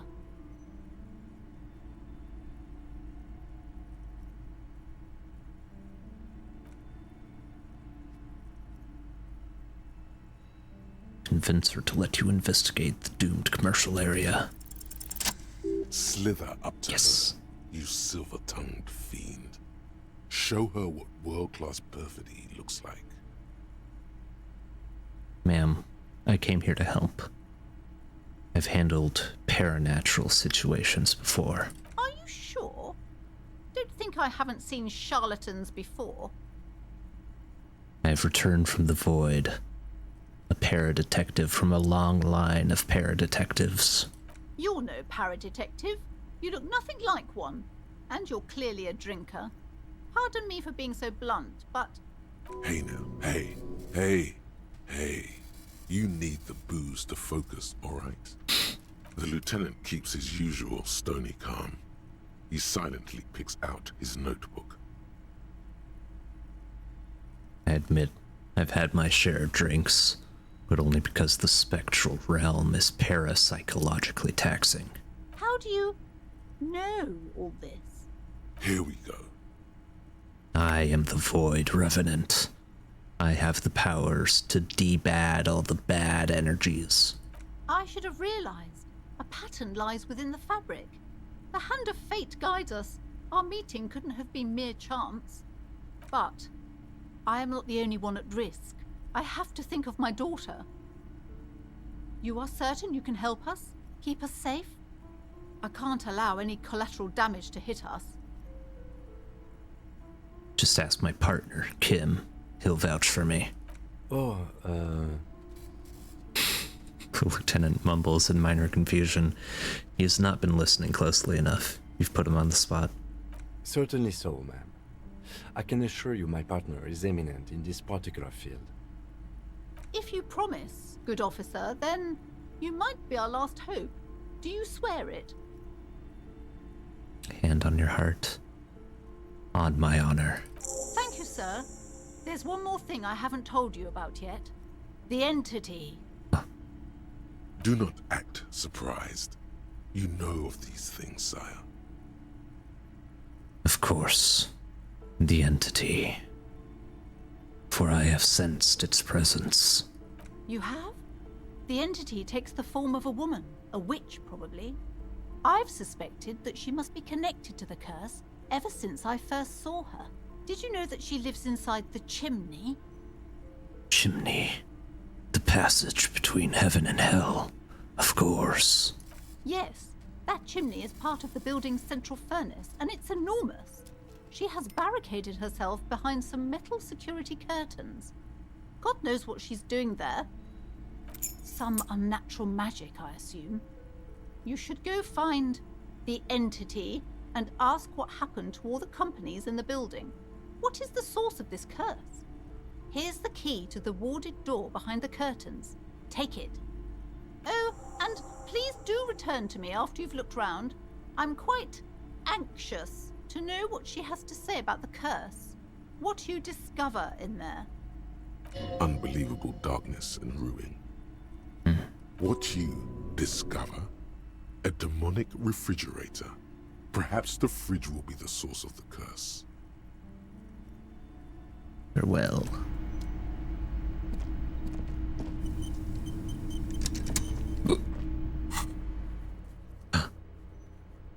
One honor.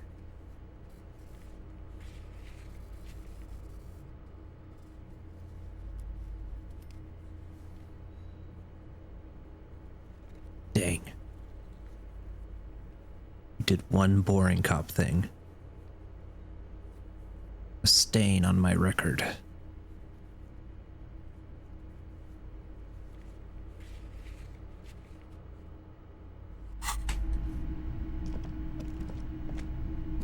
You see a set of tattered curtains blocking the way to another room. You see a dimly lit room full of dusty furniture and trash. A doorway stands in the back, covered in dozens of scary little cage-like trinkets. your shadow looming over it like an omen. Oh! Small, terrified O escapes from Placence as she tries her best to look away, her round face buried in her hands.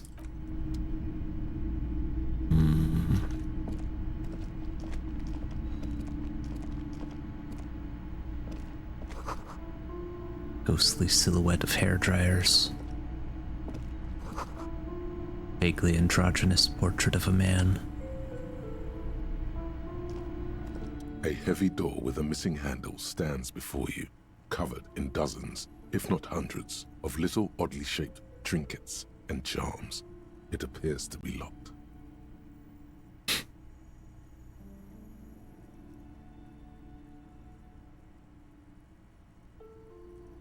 Only an echo.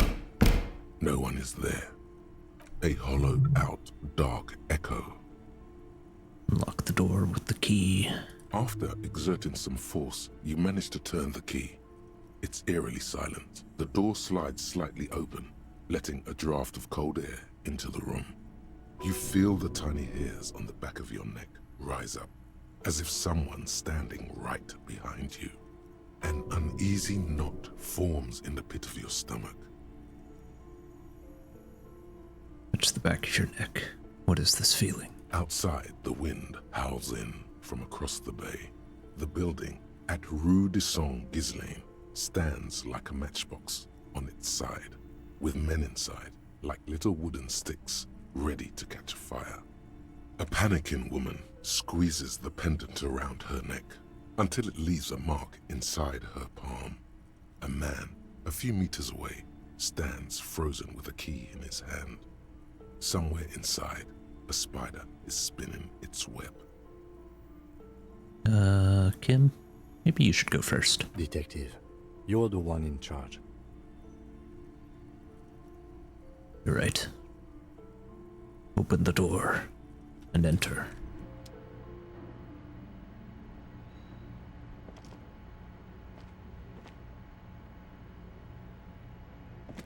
What is this place?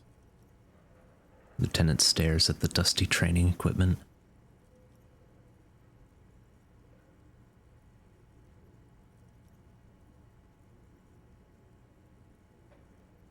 It's an adventure. No, it's a gym.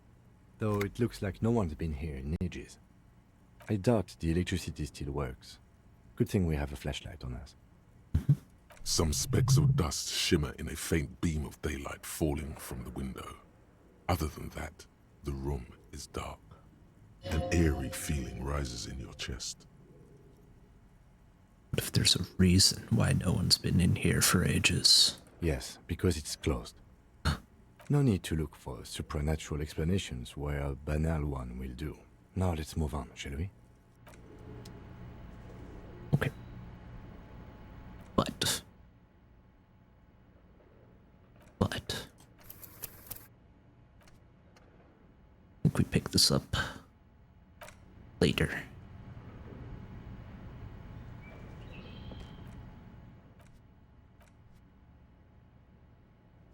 That is enough for tonight.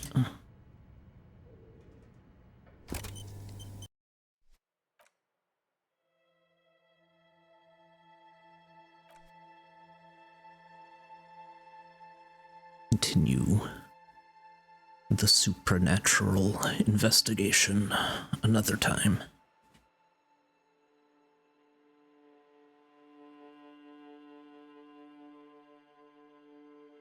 Bye-bye.